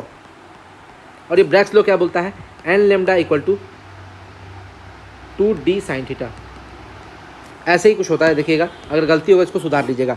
ये ब्रैग्स लॉ होता है। और ये जितने भी मॉलिक्यूल्स जैसे मान लीजिए NaCl है, तो Na और Cl के बीच का डिस्टेंस कितना है उसको नापने के लिए ये ब्रैग्स लॉ यूज होता है। ठीक है। तो ये तो था आपका। अब गामा रेज का बात करते हैं। तो गामा रेज के खोजकर्ता कौन थे? Paul Willard, Paul Willard. ठीक है। गामा रेज का जो होता है मैक्सिमम पेनिट्रेटिंग पावर है, बता चुके हैं, इसकी वेधन क्षमता सबसे ज़्यादा है।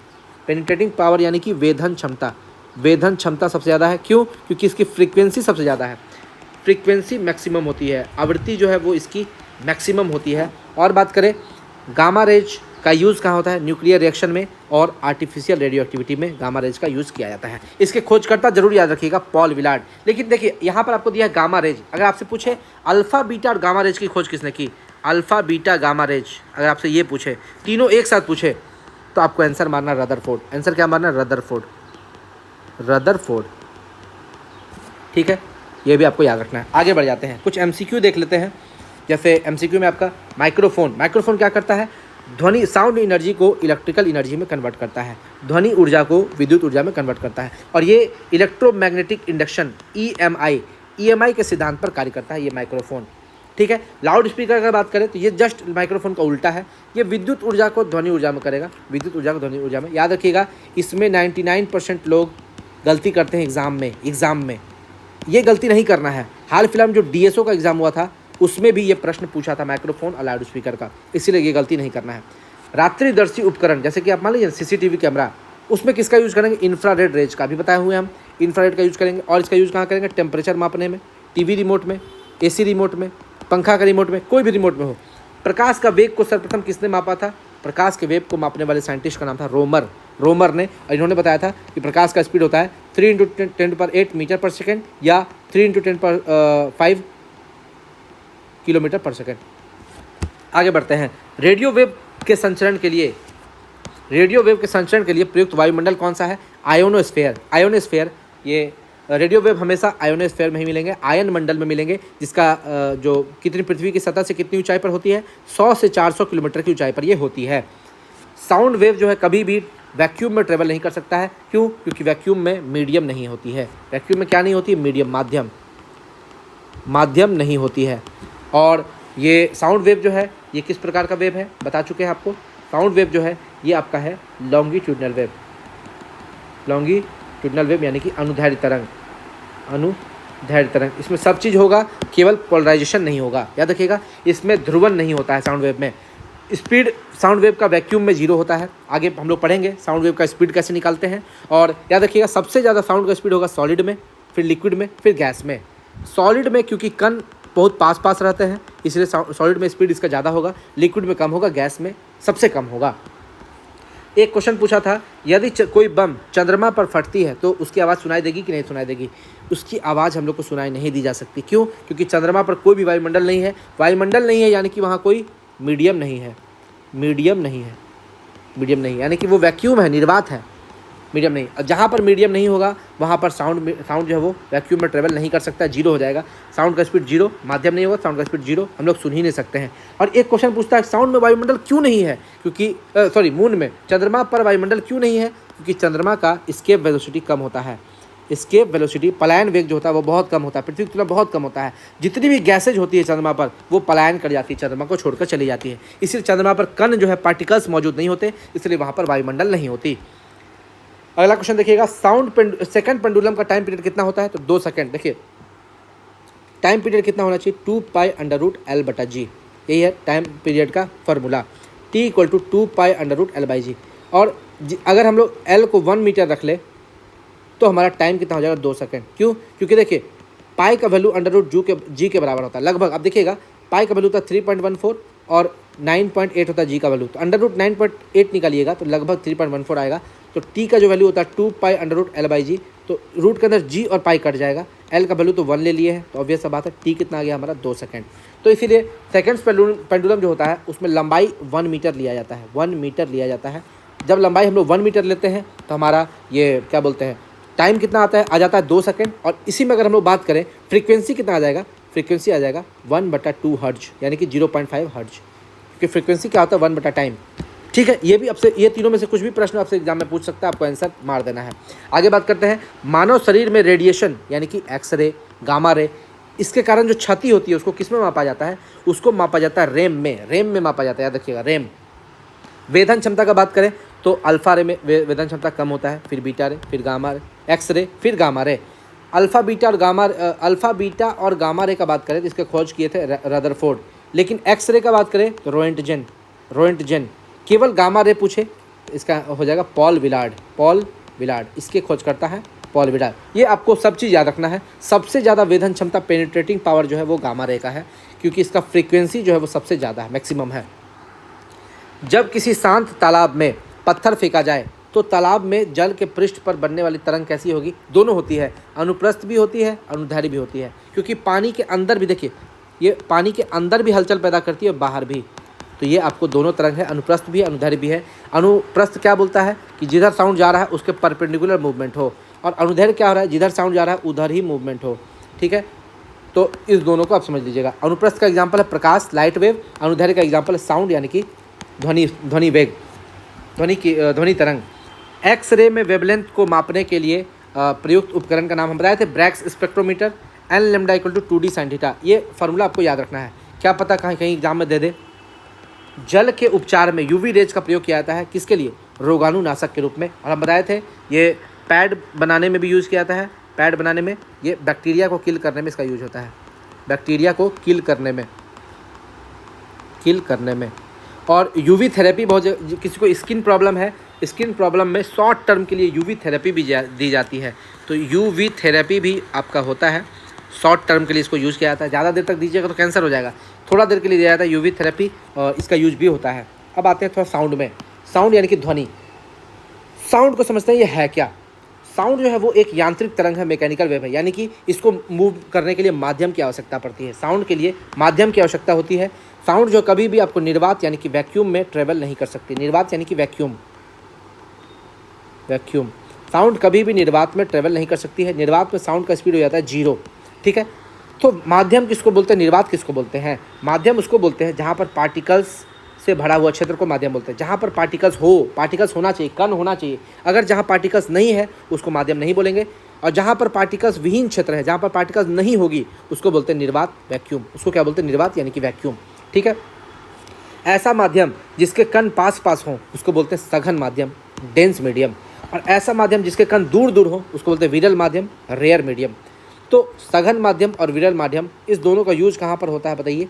जब आप रिफ्रैक्शन पढ़िएगा यानी कि अपवर्तन पढ़िएगा, वहाँ पर आपको पता चलेगा कि जब हम लोग सघन माध्यम से विरल माध्यम में आते हैं, ठीक है, तो हमारा लाइट जो है वो नॉर्मल की तरफ झुक जाता है, और विरल माध्यम से सघन माध्यम में जाते हैं तो लाइट हमारा नॉर्मल से दूर हट जाता है। तो ये आपका एग्जाम्पल था, ये बाद में पढ़ेंगे। Sound is a form of energy. Sound क्या? एनर्जी है जिसमें तरंग संचरण में ऊर्जा का स्थानांतरण होता है। देखिए आप समझिएगा, मान लीजिए साउंड में समझिएगा वायु है, ये यहाँ पूरा वायु है, वायु में पार्टिकल्स है, कण है, ये जितना भी आपको दिख रहा है कण है। मान लीजिए कि ए में हम लोग स्ट्राइक किए, यहाँ पर हम लोग थोड़ा सा हथौड़ा से मार दिए, ठीक है, तो ये कण क्या होगा? अपने आसपास मूवमेंट करेगा। आसपास मूवमेंट यानी कि ये आगे जाएगा, पीछे आएगा, ऊपर जाएगा, नीचे आएगा, हर तरफ ये मूवमेंट करेगा कण। ठीक है, तो ये जो है अपना ऊर्जा अगला पार्टिकल में टकरा जाएगा। अगला पार्टिकल को ऊर्जा दे देगा, फिर अगला पार्टिकल ऊर्जा देगा, ये मूवमेंट करने लगेगा, फिर ये अगला पार्टिकल मूवमेंट करने लगेगा, ये अगला पार्टिकल, ये मूव करते करते करते करते बी तक पहुंच जाएगा और भी आगे जा सकता है। ठीक है, साउंड में ए अपना ऊर्जा बी को इसको दिया, ये इसको दिया, मान लीजिए ए ऊर्जा किसको दिया, 1 को, 1 दिया 2 को, मान लीजिए यहाँ पर 1 को 1 दिया, 2 को 2 दिया, 3 को 3 दिया, 4 को 4 दिया, 5 को, और 5 दिया आपका बी को। तो इस प्रकार ऊर्जा का स्थानांतरण होता है।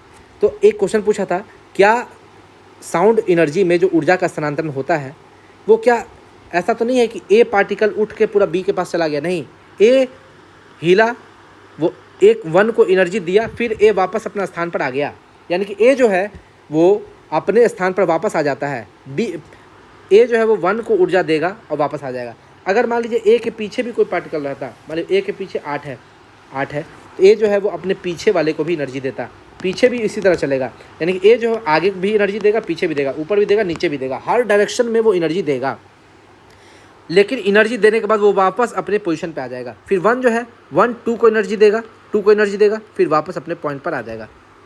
2 जो है वो 3 को एनर्जी देगा, फिर वापस अपने पॉइंट पर आ जाएगा। यानी कि इसी को बोलते हैं इलास्टिसिटी, यानी कि प्रत्यास्था इसी को बोलते हैं।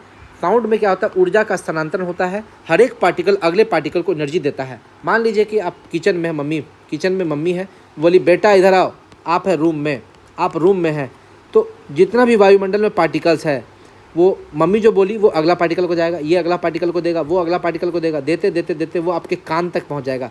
जैसे आपके कान में आएगा आपको सुनाई दे देगा, अरे मेरी मम्मी हमको कुछ बोली है।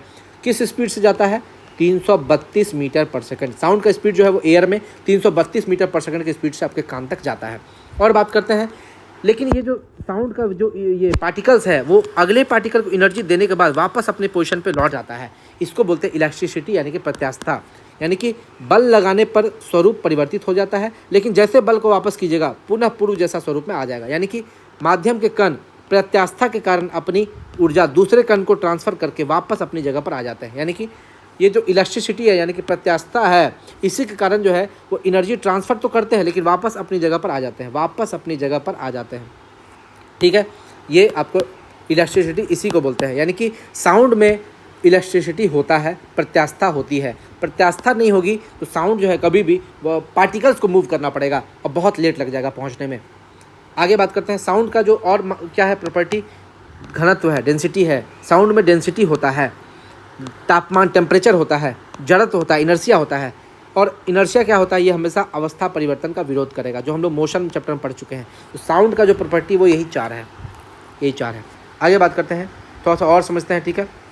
और समझते हैं क्या साउंड वेव जो है, ये जो साउंड वेव है वो हमेशा आपको, ये एक लॉन्गिट्यूडनल वेव है यानी कि अनुदैर्ध्य तरंग है। कैसा है, अनुदैर्ध्य तरंग है। यानी कि ये जिधर साइड पार्टिकल मूव कर रहा है उधर ही मूव करेगा। It is generated bye vibrations of any object. हम तो बताए साउंड हमेशा वाइब्रेशन से ही जनरेट होगा, इन द फॉर्म ऑफ कैसे, कंप्रेशन एंड रेयर फ्रैक्शन। हम बताए थे कि जो लॉन्गिट्यूडनल वेव होता है वो कंप्रेशन और रेयर फ्रैक्शन से ही जनरेट होता है, यानी कि संपीड़न और विवरण से ही जनरेट होता है। लेकिन वही अगर ट्रांसवर्स वेव का बात करें, लाइट का बात करें, ये हमेशा आपको कैसे जनरेट होगा, ये जनरेट होगा स्ट्रिंग गर्थ, वो स्ट्रिंग और गर्थ से जनरेट होता है। ये आपका लॉन्गिट्यूडनल वेव जो है वो कंप्रेशन और रेयर फ्रैक्शन से जनरेट होता है। ये कंप्रेशन और रेयर फ्रैक्शन जो है, कंप्रेशन में आपका डेंसिटी क्या होगा, ज़्यादा होगा, प्रेशर ज़्यादा होगा। रेयर फ्रैक्शन में डेंसिटी कम होगा, प्रेशर भी कम होगा, ठीक है। ये संपीड़न और विवरण जो है हमारे कान में पहुंचती है, किसके माध्यम से, पार्टिकल्स के माध्यम से। पार्टिकल्स हम बताए थे, पार्टिकल्स जो है वो अगला पार्टिकल को एनर्जी देकर वापस अपने जगह पर आ जाता है, इसको बोलते हैं इलास्टिसिटी। तो ये जो संपीड़न और विरलन है ये हमारे कान में पीना के माध्यम से, कान में हमारा देखिए जो बड़ा ऐसे करके जो शेप होता है कान का शेप, उसको पीना बोलते हैं। उसका शेप इस टाइप से होता है कि वो आसपास की जो एनर्जी है उसको, साउंड एनर्जी, उसको अपनी ओर खींच ले। ये पीना के माध्यम से हमारे कान में प्रवेश करता है और कान के पर्दे पर वाइब्रेशन उत्पन्न करता है। कान के पर्दे पर जो मिडिल ईयर होता है हमारा, मिडिल ईयर, वहाँ मिडिल ईयर में एक हमारा होता है टिम्पेनिक मेम्ब्रेन। ये टिम्पेनिक मेम्ब्रेन क्या करता है, जो साउंड जो वाइब्रेशन है उसको 22 गुना बढ़ा देती है। कितना गुना बढ़ाती है, 22 गुना बढ़ाती है। यानी कि ये एक तरह से एम्पलीफायर का काम करती है, ये टिम्पेनिक मेम्ब्रेन। और ये जो हमारे पर्दा पर टकराती है वहाँ पर एक ऑडिटरी नर्व होता है। यही ऑडिटरी नर्व जो है इस वाइब्रेशन को इलेक्ट्रिक इम्पल्स में कन्वर्ट करके ब्रेन तक ले जाती है। कहाँ तक ले जाती है, ब्रेन तक। ब्रेन जो है उसको इंटरप्रेट करता है। जो भी साउंड हम लोग बोल रहे हैं, जैसे मम्मी बोली बेटा आ जाओ, आपको कैसे पता चलेगा कि मम्मी यही बोली है बेटा आ जाओ? बेटा चले जाओ भी तो बोल सकती है, लेकिन मम्मी जो बोली है वही आपको सुनाई दिया, वही आप समझे, ये बताता है ब्रेन। ब्रेन बताता है, जैसे मम्मी कुछ बोली, मम्मी बोली कि बेटा खाना खा लो, खाना खा लो, खाना खा लो, तो ये यहाँ पर उसका सन है, बेटा है। बेटा के कान में गया पार्टिकल्स के द्वारा, कान में है आपका सेंसरी नर्व, ऑडिटरी नर्व, ये ऑडिटरी नर्व ले गया ब्रेन में। ब्रेन जो है उसको समझा दिया, इंटरप्रेट कर दिया, समझा दिया कि अरे मम्मी बोलिए खाना खा लो, चले जाओ जल्दी से। तो ये हमारा काम कौन करता है? ब्रेन करता है। ब्रेन में हम आपको बताए थे बहुत तरह का लोब होता है, फ्रंटल लोब, ठीक है, टेम्पोरल लोब, ऑसिपिटल लोब। ये आप बताइएगा किस लोब का काम है देखना, किस लोब का काम है सुनना, किस लोब का बात है। देखिए लोब जो है आपको जाके पढ़ना है, जो मैंने आपको सेंसरी ऑर्गन पढ़ाया है वहाँ पे लोब मैंने आपको पढ़ाया था। आप जाके कमेंट कीजिएगा कि किस लोब में, ब्रेन के किस लोब में हम लोग सुनते हैं, कमेंट करके बताइएगा। अगला है हमारा परसिस्टेंस ऑफ विजन। देखिए कोई भी चीज़ हम लोग देखते हैं तो उसमें हम लोग को हमारे ब्रेन पर 1/16 सेकेंड तक वो हमारे छपा रहता है, उसका इमेज बना रहता है। लेकिन कोई भी चीज़ हम लोग सुनते हैं वो हमारे ब्रेन पर 1/10 सेकेंड तक छपा रहता है। ये हमारे ब्रेन का इमेज का है, यानी कि अगर हम कोई इंसान कुछ बोला और वो 1/10 सेकेंड तक हमारे ब्रेन पर रहता है, उसका इमेज रहता है। और कोई अगर कुछ देखा, मान लिया हम कोई पहाड़ देखते हैं तो उसका इमेज हमारे आँख में जो है, ब्रेन में है, वो 1/16 सेकेंड तक रहेगा। ठीक है, अब आते हैं अगला, कैरेक्टरिस्टिक्स ऑफ साउंड, यानी कि ध्वनि के। तो चलिए अगला चीज़ हम लोग पढ़ने जा रहे हैं, कैरेक्टरिस्टिक्स ऑफ साउंड, यानी कि ध्वनि के गुणधर्म। ध्वनि के गुणधर्म के बारे में हम लोग देखते हैं। इसके ध्वनि में 3 चीज़ पढ़ना हम लोग को मेनली, जो है इंटेंसिटी, पिच और क्वालिटी। इंटेंसिटी का मतलब होता है तीव्रता, पिच का मतलब होता है तारत्व और क्वालिटी का मतलब होता है टिम्बर। इस तीनों को आप बहुत अच्छे से समझते हैं। सबसे पहले हम लोग जानते हैं इंटेंसिटी के बारे में, तीव्रता क्या होता है। The intensity of a musical sound is defined as the rate of flow of energy per unit area of the plane perpendicular to the direction of wave of propagation. यानी कि ये कह रहा है कि जो इंटेंसिटी होता है वो एनर्जी बट्टा पर यूनिट एरिया होता है, ठीक है, पर यूनिट एरिया होता है। तो और समझते हैं, अगर मान लेते हैं इंटेंसिटी को अगर हम लोग डेंसिटी के टर्म में देखें तो इंटेंसिटी जो होता है वो डेंसिटी के डायरेक्टली प्रोपोर्शनल होता है। और अगर इंटेंसिटी को हम लोग एम्पलीट्यूड के टर्म्स में देखें, आयाम के टर्म में देखें, तो intensity is directly proportional to amplitude का स्क्वायर। ठीक है, यहाँ पर हम लोग को समझ में आ गया। अगर इतना तो आगे बढ़ते हैं। डी क्या है हमारा? D density of the medium, घनत्व है, किसी मीडियम का घनत्व है। और ए क्या है? एम्पलीट्यूड, यानी कि आयाम है। यानी कि आप समझ लीजिए इंटेंसिटी जो होता है, तीव्रता, किसी भी चीज़ का तीव्रता, वो घनत्व के समानुपाती होता है। और एम्पलीट्यूड यानी कि आयाम का स्क्वायर का डायरेक्टली प्रोपोर्शनल यानी कि समानुपाती होता है। इसका यूनिट का बात करें तो इसका यूनिट क्या हो जाएगा? एनर्जी बट्टा टाइम और एरिया। तो एनर्जी बट्टा टाइम हो गया आपका, एनर्जी का हो गया जूल बट्टा टाइम यानी कि पर सेकेंड बट्टा ए यानी कि पर मीटर स्क्वायर। और या इसी को हम लोग देखिए एनर्जी बट्टा टाइम को लिख देते हैं पावर यानी कि वाट पर मीटर स्क्वायर। ये इंटेंसिटी का फॉर्मूला होता है, ठीक है। और इंटेंसिटी के कारण ही ध्वनि तीव्र या धीमी सुनाई देती है। अगर हम लोग कहेंगे कि किसी ध्वनि की इंटेंसिटी ज़्यादा है, यानी कि वो ध्वनि हमारा तीव्र या धीमा सुनाई दे सकता है। इसका यूनिट का अगर बात करें इंटेंसिटी का, ये तो हो गया एसआई यूनिट, ये तो आपका एसआई यूनिट हो गया। लेकिन और भी इसका कुछ यूनिट है, जैसे बेल या डेसीबेल। बेल या डेसीबेल भी इसका यूनिट है। जैसे एक बेल जो होता है बराबर 10 डेसीबेल होता है, एक बेल इक्वल टू 10 डेसीबेल, ठीक है। अब WHO जो है वो अपना एक मतलब मानव के लिए कुछ मानदंड वो सेट की थी। वो क्या सेट की थी कि WHO के अनुसार मानव कान के लिए उपयुक्त ध्वनि जो होती है वो 45 डेसीबेल, यानी कि WHO क्या बोलता है कि 45 डेसीबेल का जो साउंड है वो हमारे कान के लिए सबसे बेस्ट होता है, सबसे बेस्ट होता है। सामान्य फुसफुसाहट, अगर आप थोड़ा हल्का फुल्का फुसफुसा के बात कर रहे हैं तो उसका जो साउंड होगा वो 20 से 30 डेसीबेल होगा। आम बातचीत जो हम लोग नॉर्मल बातचीत करते हैं वो 40 से 60 डेसीबेल इसका साउंड होता है, ठीक है। 75 से 80 डेसीबेल के बाद जो भी साउंड होता है उसको हम लोग साउंड पोल्यूशन या ध्वनि पोल्यूशन बोलते हैं। याद रखिएगा, ध्वनि पोल्यूशन को कम करने के लिए क्या करते हैं, मान लीजिए ये रोड है, रोड के किनारे हम लोग पेड़ लगा देते हैं, रोड के किनारे पेड़ लगा देते हैं, ठीक है। ये हमारा साउंड पोल्यूशन को कम करता है। पेड़ हमारा क्या करता है, रोड के किनारे अगर हम पेड़ लगाएंगे तो ये क्या करेगा, जितने भी वाहन जाएंगे उन सारे वाहन से निकलने वाले साउंड को ये एब्जॉर्ब कर लेता है। ये कन साउंड का ट्रेवल जो होता है वो कन के माध्यम से होता है, और प्लांट जो है इन साउंड पोल्यूशन को एब्जॉर्ब करता है, साउंड पोल्यूशन को कम करने के में काम आता है। इसीलिए प्लांट्स को हम लोग क्या बोलते हैं, प्लांट्स जो होते हैं वो ग्रीन मफलर का काम करते हैं। ग्रीन मफलर, ग्रीन मफलर, ये क्वेश्चन पूछता है ग्रीन मफलर का संबंध किससे है, तो साउंड पोल्यूशन से है। अगर हम लोग रोड के किनारे पेड़ लगा देंगे तो वो हमारे साउंड पोल्यूशन को कम करने में हेल्प करेंगे, ठीक है। और जब ये साउंड पोल्यूशन को कम करने में हेल्प करेंगे तो इन्हें ही ग्रीन मफलर कह दिया जाएगा। अगर 80 डेसिबल का साउंड, मान लीजिए 80 डेसिबल का साउंड अगर हम लोग लगातार 8 घंटा तक सुन लेंगे तो हम लोग को बहरापन का खतरा होने का संभावना रहता है। और एक और यूनिट है एक नेपर। एक नेपर बराबर होता है 8.686 डेसिबल, 8.686 डेसिबल। तो ये हो गया हमारा इंटेंसिटी यानी कि तीव्रता के बारे में। इंटेंसिटी हमेशा बेल या डेसिबल में हम लोग नापते हैं, बेल या डेसिबल। देखिएगा जो आप गांव घर में जो आप लोग ऑर्केस्ट्रा बुलाते हैं या फिर आप जो भी डीजे का बॉक्स वगैरह बजवाते हैं वो 100 डेसिबल से ज़्यादा होता है। और अगर आपके कान के पास कंटिन्यूसली बजता रहे तो आप 5 से 6 घंटा में बहरा हो जाइएगा, बहरा होने का पूरा चांस है, ठीक है। आगे बढ़ते हैं। अगला है हमारा पिच यानी कि तारत्व किसको बोलते हैं। देखिए पिच जो होता है वो डायरेक्टली प्रोपोर्शनल टू होता है फ्रीक्वेंसी यानी कि आवृत्ति के डायरेक्टली प्रोपोर्शनल होता है। जिस प्रकार इंटेंसिटी जो है वो डायरेक्टली प्रोपोर्शनल होता है डेंसिटी के और डायरेक्टली प्रोपोर्शनल होता है एम्पलीट्यूड का स्क्वायर के, उसी प्रकार पिच जो है वो डायरेक्टली प्रोपोर्शनल होता है फ्रीक्वेंसी के आवृत्ति के। यानी कि जिसका फ्रीक्वेंसी जितना ज़्यादा होगा उसका पिच भी उतना ज़्यादा होगा। यानी कि समझिएगा साउंड ध्वनि की वह प्रॉपर्टी, वह खासियत जिसके कारण साउंड जो है वो या तो आपको श्रिल यानी कि पतला सुनाई दे या तो ग्रेव यानी कि मोटा सुनाई दे, उसी को पिच बोलते हैं। अगर मान लीजिए कि पिच ज़्यादा है तो हम लोग को श्रिल साउंड सुनाई देगा, पतला जो कि फीमेल्स में होता है। महिलाओं का साउंड देखते हैं एकदम तीखा लगता है, कान को चुभती है, बहुत ज़्यादा कान में चुभती है।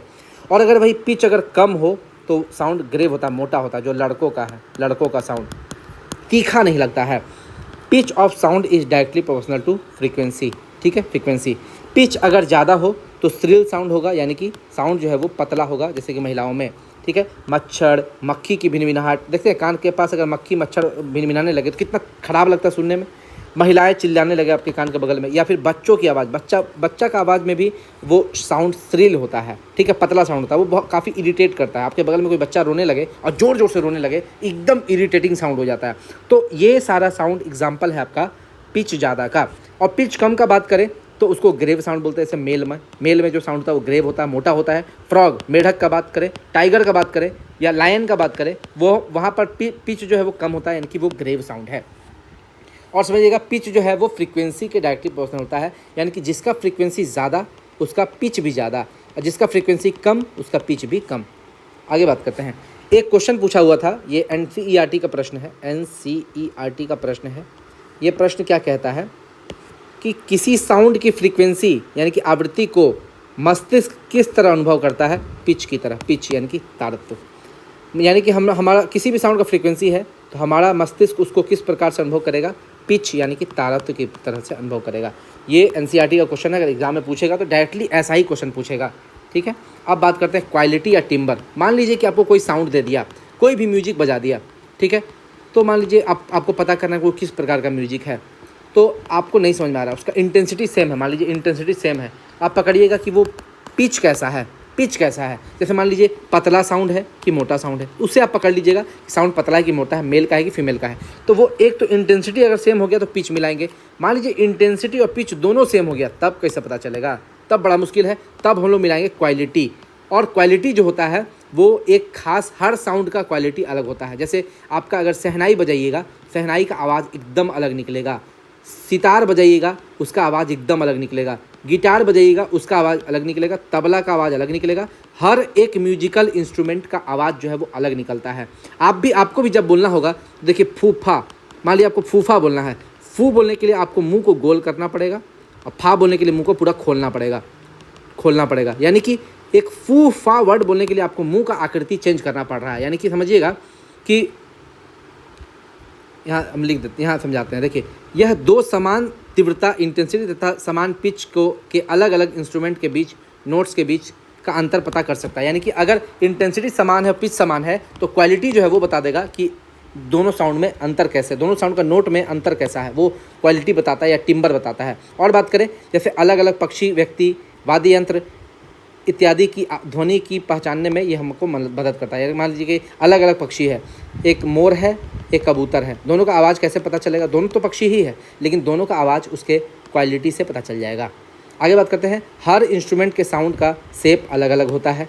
साउंड का शेप हर चीज़ का अलग होता है, समझे, शेप अलग होता है। जैसे मान लीजिए आप तबला बजा रहे हो, उसका साउंड का शेप, हर जो भी आप कोई भी वर्ड बोल रहे हैं, जैसे अ बोल रहे अ तो आपको मुंह को थोड़ा सा ऐसे करना पड़ रहा है, लेकिन आ बोल रहे हैं तो मुंह थोड़ा खोलना पड़ रहा है। साउंड का एक शेप होता है, जिस प्रकार आप मुंह खोलिएगा उस साउंड का शेप भी वैसा ही आएगा। जो उस साउंड की क्वालिटी को डिसाइड करता है वही उस साउंड की क्वालिटी डिसाइड करता है। यानी कि क्वालिटी जो है वो एक तरह से उसका साउंड का शेप है। द क्वालिटी या टिम्बर जो होता है ऑफ ए नोट, किसी नोट का, is appear due to presence of different harmonics. अलग अलग हार्मोनिक्स की वजह से उसका क्वालिटी भी अलग अलग होता है। अगर हमको आपको बोलेंगे कि तबला और सितार में या तबला या ढोलक में आवाज़ अलग अलग क्यों निकलता है, क्योंकि दोनों का हार्मोनिक्स अलग है, दोनों का हार्मोनिक्स अलग है, बस यही आपको समझना है। तो ये हो गया इंटेंसिटी, पिच और क्वालिटी, ये हम लोग को समझ में आ गया। आगे हम लोग देखते, देखिए साउंड को फिर से 3 पार्ट में डिवाइड किया गया है फ्रीक्वेंसी के अनुसार। फ्रीक्वेंसी यानी कि आवृत्ति के अनुसार, यहाँ लिख देते हैं आवृत्ति के आधार पर, आवृत्ति के आधार पर साउंड को 3 पार्ट में डिवाइड किया गया है। ठीक है, पहला साउंड जिसका फ्रीक्वेंसी 20 हर्ट्ज से कम हो, 20 हर्ट्ज से कम जिसका फ्रीक्वेंसी होगा उसको बोलेंगे इंफ्रासोनिक या अपश्रव्य ध्वनि। अपश्रव्य ध्वनि, जिसका साउंड 20 हर्ट्ज से लेकर 20,000 हर्ट्ज के बीच में हो उसको बोलेंगे ऑडिबल यानी कि श्रव्य ध्वनि। और जिसका साउंड 20,000 हर्ट्ज से अधिक हो उसको बोलेंगे अल्ट्रासोनिक। क्या बोलेंगे उसको? अल्ट्रा। 20,000 हर्ट्ज से अधिक उसको बोलेंगे अल्ट्रासोनिक यानी कि पराश्रव्य ध्वनि। अब समझिएगा अंतर क्या है। मानव ना तो इंफ्रासोनिक वेव को सुन सकता है ना ही अल्ट्रासोनिक वेव को सुन सकता है। मानव सिर्फ और सिर्फ ऑडिबल वेव को सुन सकता है और जिसका फ्रीक्वेंसी कितना होता है 20 हर्ट्ज से 20,000 हर्ट्ज। अब समझते हैं, मानव केवल इस प्रकार के ध्वनि को सुन सकता है, लेकिन इंफ्रासोनिक ध्वनि को मानव नहीं सुन सकता है, लेकिन कुछ जीव जंतु हैं वो सुन सकते हैं। समझिएगा, मानव कान इस प्रकार की ध्वनि को नहीं सुन सकते, कौन? इंफ्रासोनिक, जैसे कि, लेकिन जैसे हार्ट बीट का आवाज़, हार्ट बीट का साउंड मानव नहीं सुन सकता है, एकदम कान हार्ट में लगाना पड़ेगा तब सुनिएगा। हार्ट बीट का साउंड मानव नहीं सुन सकता है। अर्थक्वेक का साउंड नहीं सुन सकता है। हाथी और राइनो जो है वो इंफ्रासोनिक वेव को सुन सकता है। व्हेल जो है वो सुन सकता है। कैट जो है वो सुन सकता है। स्नेक सुन सकता है। डॉग सुन सकता है। तथा कुछ मछलियाँ जो हैं वो इस प्रकार के साउंड को सुन सकती हैं। तो ये हो जाएगा आपका कौन सा साउंड? इंफ्रासोनिक यानी कि अपश्रव्य ध्वनि। ठीक है, इसको कौन कौन सुन सकता है याद रखिएगा, हाथी, rhino, whale, cat, snake, dog, मछलियाँ। लेकिन अल्ट्रासोनिक साउंड का बात करते हैं तो मानव इस प्रकार की ध्वनि को नहीं सुन सकते, ना तो मानव इंफ्रासोनिक सुन पाएगा ना अल्ट्रासोनिक सुन पाएगा, वो सिर्फ और सिर्फ ऑडिबल ध्वनि यानी कि श्रव्य ध्वनि को सुन सकता है। फिर से इसमें बात करते हैं कौन कौन सुन सकता है? पक्षियाँ, ठीक है, मछलियाँ, गेंडा, कुत्ता, बिल्ली, चूहा, बैट यानी कि चमगादड़, डॉल्फिन, ये इस प्रकार की ध्वनि को आराम से सुन सकते हैं। पक्षियाँ हो गया, मछलियाँ, गेंडा, कुत्ता, बिल्ली, चूहा, बैट यानी कि चमगादड़ और डॉल्फिन, ये इतने सारे जानवर जो हैं वो अल्ट्रासोनिक वेव को सुन सकते हैं। और देखिए, चमगादड़ और पोर्पोइसेस जो है वो ऐसे जानवर हैं जो इस प्रकार की ध्वनि को सुन तो सकते हैं, साथ ही उत्पन्न भी कर सकते हैं और उत्पन्न भी कर सकते हैं। ठीक है, उत्पन्न कर सकते हैं, प्रोड्यूस कर सकते हैं। पराध्वनि को वो उत्पन्न भी कर सकते हैं। अब देखिए, अल्ट्रासोनिक वेव जो है ये इसका बहुत ज़्यादा यूज है, आज के समय में इसका बहुत एक्सट्रीम यूज है। उसका यूज़ को देख लेते हैं। अल्ट्रासोनिक वेव का जो यूज़ है, उपयोग है, वो देख लेते हैं। आर्थराइटिस यानी कि गठिया के इलाज में, गठिया रोग का इलाज में हमारे जो घुटना है या जहाँ भी जोड़ है, जोड़ में हमारा यूरिक एसिड जमा हो जाता है और इसे आर्थराइटिस बोलते हैं या गठिया बोलते हैं। ये गठिया जो है इसके इलाज में अल्ट्रासोनिक वेव का यूज़ किया जाता है। और बात करें अल्ट्रासोनोग्राफी में भी, ये अल्ट्रासाउंड बोलते हैं, अल्ट्रासाउंड, ठीक है, भ्रूण में बच्चा को देखता है वो अल्ट्रासाउंड होता है, उसमें भी आपका यही अल्ट्रासोनिक वेव का ही यूज किया जाता है। इकोकार्डियोग्राफी ये हार्ट से संबंधित है और यहाँ पर आपका अल्ट्रासोनिक वेव्स का ही यूज़ किया जाता है। सोनार पद्धति में भी आपका अल्ट्रासोनिक वेव का यूज किया जाता है। सोनार पद्धति होता क्या समझिएगा। सोनार पद्धति जो है वो रिफ्लेक्शन, लॉ ऑफ रिफ्लेक्शन पर काम करता है। लॉ ऑफ रिफ्लेक्शन यानी कि परावर्तन के नियम पर काम करता है। ठीक है, ये क्या करेगा, मान लीजिए इसका यूज़ कहाँ कहाँ होता है। सोनार का फुल फॉर्म पहले समझ लीजिए, sound navigation and ranging. Sound navigation and ranging. और इसका यूज़ कहाँ होता है, समुद्र में। चट्टान, अगर मान लीजिए समुद्र के अंदर कोई चट्टान है तो उसका पता लगाने के लिए। आइसबर्ग, कोई बर्फ़ का टुकड़ा है उसका पता लगाने के लिए। शिप, कोई जहाज़ डूब गया, मान लीजिए टाइटेनिक डूब गया तो टाइटेनिक कितनी गहराई पर है वो पता लगाने के लिए भी इसका यूज होता है। समुद्र की गहराई निकालने में, उसमें भी इसका यूज होता है। यानी कि इतने सारे चीज़ में सोनार पद्धति का यूज होता है। तब देखिए सोनार पद्धति करता क्या है। मान लीजिए ये सोनार डिवाइस है, ये सोनार डिवाइस है, ये यहाँ पर साउंड वेव डालेगा। ये साउंड वेव गया, साउंड वेव का अपना वेलोसिटी है v, ये गया और वापस लौट के आ गया टी टाइम में। तो ये टोटल डिस्टेंस कितना ट्रेवल किया, d डिस्टेंस वो गया और d डिस्टेंस वापस आया, यानी कि टोटल डिस्टेंस ट्रेवल किया 2d। और दूरी बराबर क्या होता है, चाल गुने समय। तो चाल तो v था और समय t था, तो यही फॉर्मूला लगेगा 2d = v × t। यानी कि अगर d निकालना है तो v × t/2। इको जो हम लोग पढ़ते हैं, इको देखिएगा यहाँ से फेंकता है साउंड, सोर्स से जाता है, ठीक है, और टकरा के वापस आ जाता है। यहाँ पर भी वही कंसेप्ट होता है, 2d = v × t/2। यहाँ पर हम लोग d निकालेंगे अगर, तो v का स्पीड जो है हम लोग 342 मीटर पर सेकंड ले लेंगे या 44 ले लेंगे, और हम लोग टाइम को जो है वो 1/10 सेकंड ले लेंगे, क्योंकि जो हमारा परसिस्टेंस ऑफ हियरिंग होता है, साउंड जो है हमारे उसका प्रतिबिंब हमारे शरीर पर 1/10 सेकंड तक होता है, तो उससे हमारा डिस्टेंस निकल जाएगा 17.2 मीटर। यानी कि इको सुनने के लिए मिनिमम डिस्टेंस 17 मीटर या 17.2 मीटर होना चाहिए, वो हम लोग बाद में पढ़ेंगे।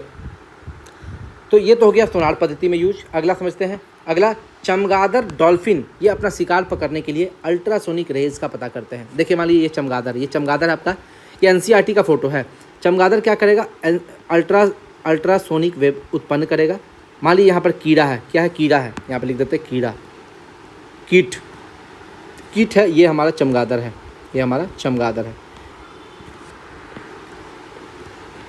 ये चमगादड़ क्या करेगा, अल्ट्रासाउंड वेव फेंका, तो कीट से टकराकर ये अल्ट्रासाउंड गया और कीट से टकराकर ये वापस आ जाएगा। वापस चमगादड़ इसको सेंस कर लेगा कि ये कितनी दूरी पर। चमगादड़ के पास इतना ब्रेन तेज होता है, ये पता कर लेगा कि ये कीट जो है वो, इसका डिस्टेंस क्या है, कितनी दूरी पर है, वो किस डायरेक्शन में मोशन कर रहा है, ठीक है, और उसका साइज़ कितना है, साइज़ भी वो पता कर लेगा। अगर वो कीट का साइज़ पता नहीं करेगा तो उसको ये कैसे पता चलेगा कि वो कीट को खा सकता है कि नहीं। तो चमगादड़ की आंखें नहीं होती है, वो इसी के द्वारा अपने कीटों का पता लगाता है अल्ट्रासाउंड वेव का यूज करके, ठीक है। यानी कि प्रतिध्वनि से शिकार की स्थिति और गति का पता लगाती है। शिकार की स्थिति, गति और आकार भी, स्थिति, आकार और गति का पता लगाती है। ये 3 चीज़ का पता लगाती है कौन, चमगादड़।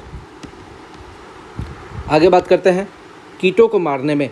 कुछ कीटों को मारने में भी हम लोग अल्ट्रासाउंड वेव का यूज करते हैं। पथरी के इलाज के लिए भी अल्ट्रासाउंड वेव का यूज़ किया जाता है। अगला समझिएगा, ये भी बहुत इंपॉर्टेंट है, किसी मेटल ब्लॉक में दरार या दोषयुक्त स्थान का पता लगाने के लिए भी हम लोग अल्ट्रासाउंड वेव का यूज करते हैं। देखिए कैसे हम लोग पता लगाएंगे अल्ट्रासाउंड वेव का यूज। देखिए मान लीजिए कि ये हमारा कोई ब्लॉक है, मेटल का ब्लॉक है, मेटल ब्लॉक यानी कि मेटल से बना हुआ कोई भी सामान, ठीक है, मेटल ब्लॉक। इसमें अगर हम लोग अल्ट्रासाउंड को डालते हैं, अल्ट्रासाउंड क्या होता है, यहाँ सीधा चला जाएगा। यहाँ पर हमारा सूचक यानी कि इंडिकेटर लगा हुआ है। क्या लगा हुआ, इंडिकेटर। वो इंडिकेटर बता देगा कि ये जो अल्ट्रासाउंड भेजे थे वो वापस इंडिकेटर पास आएगा, तो इंडिकेटर इसको बता देगा, इंडिकेशन दे देगा कि हाँ अल्ट्रासाउंड आ गया है। समझ जाएंगे कि इस लाइन में कहीं भी खराबी नहीं है।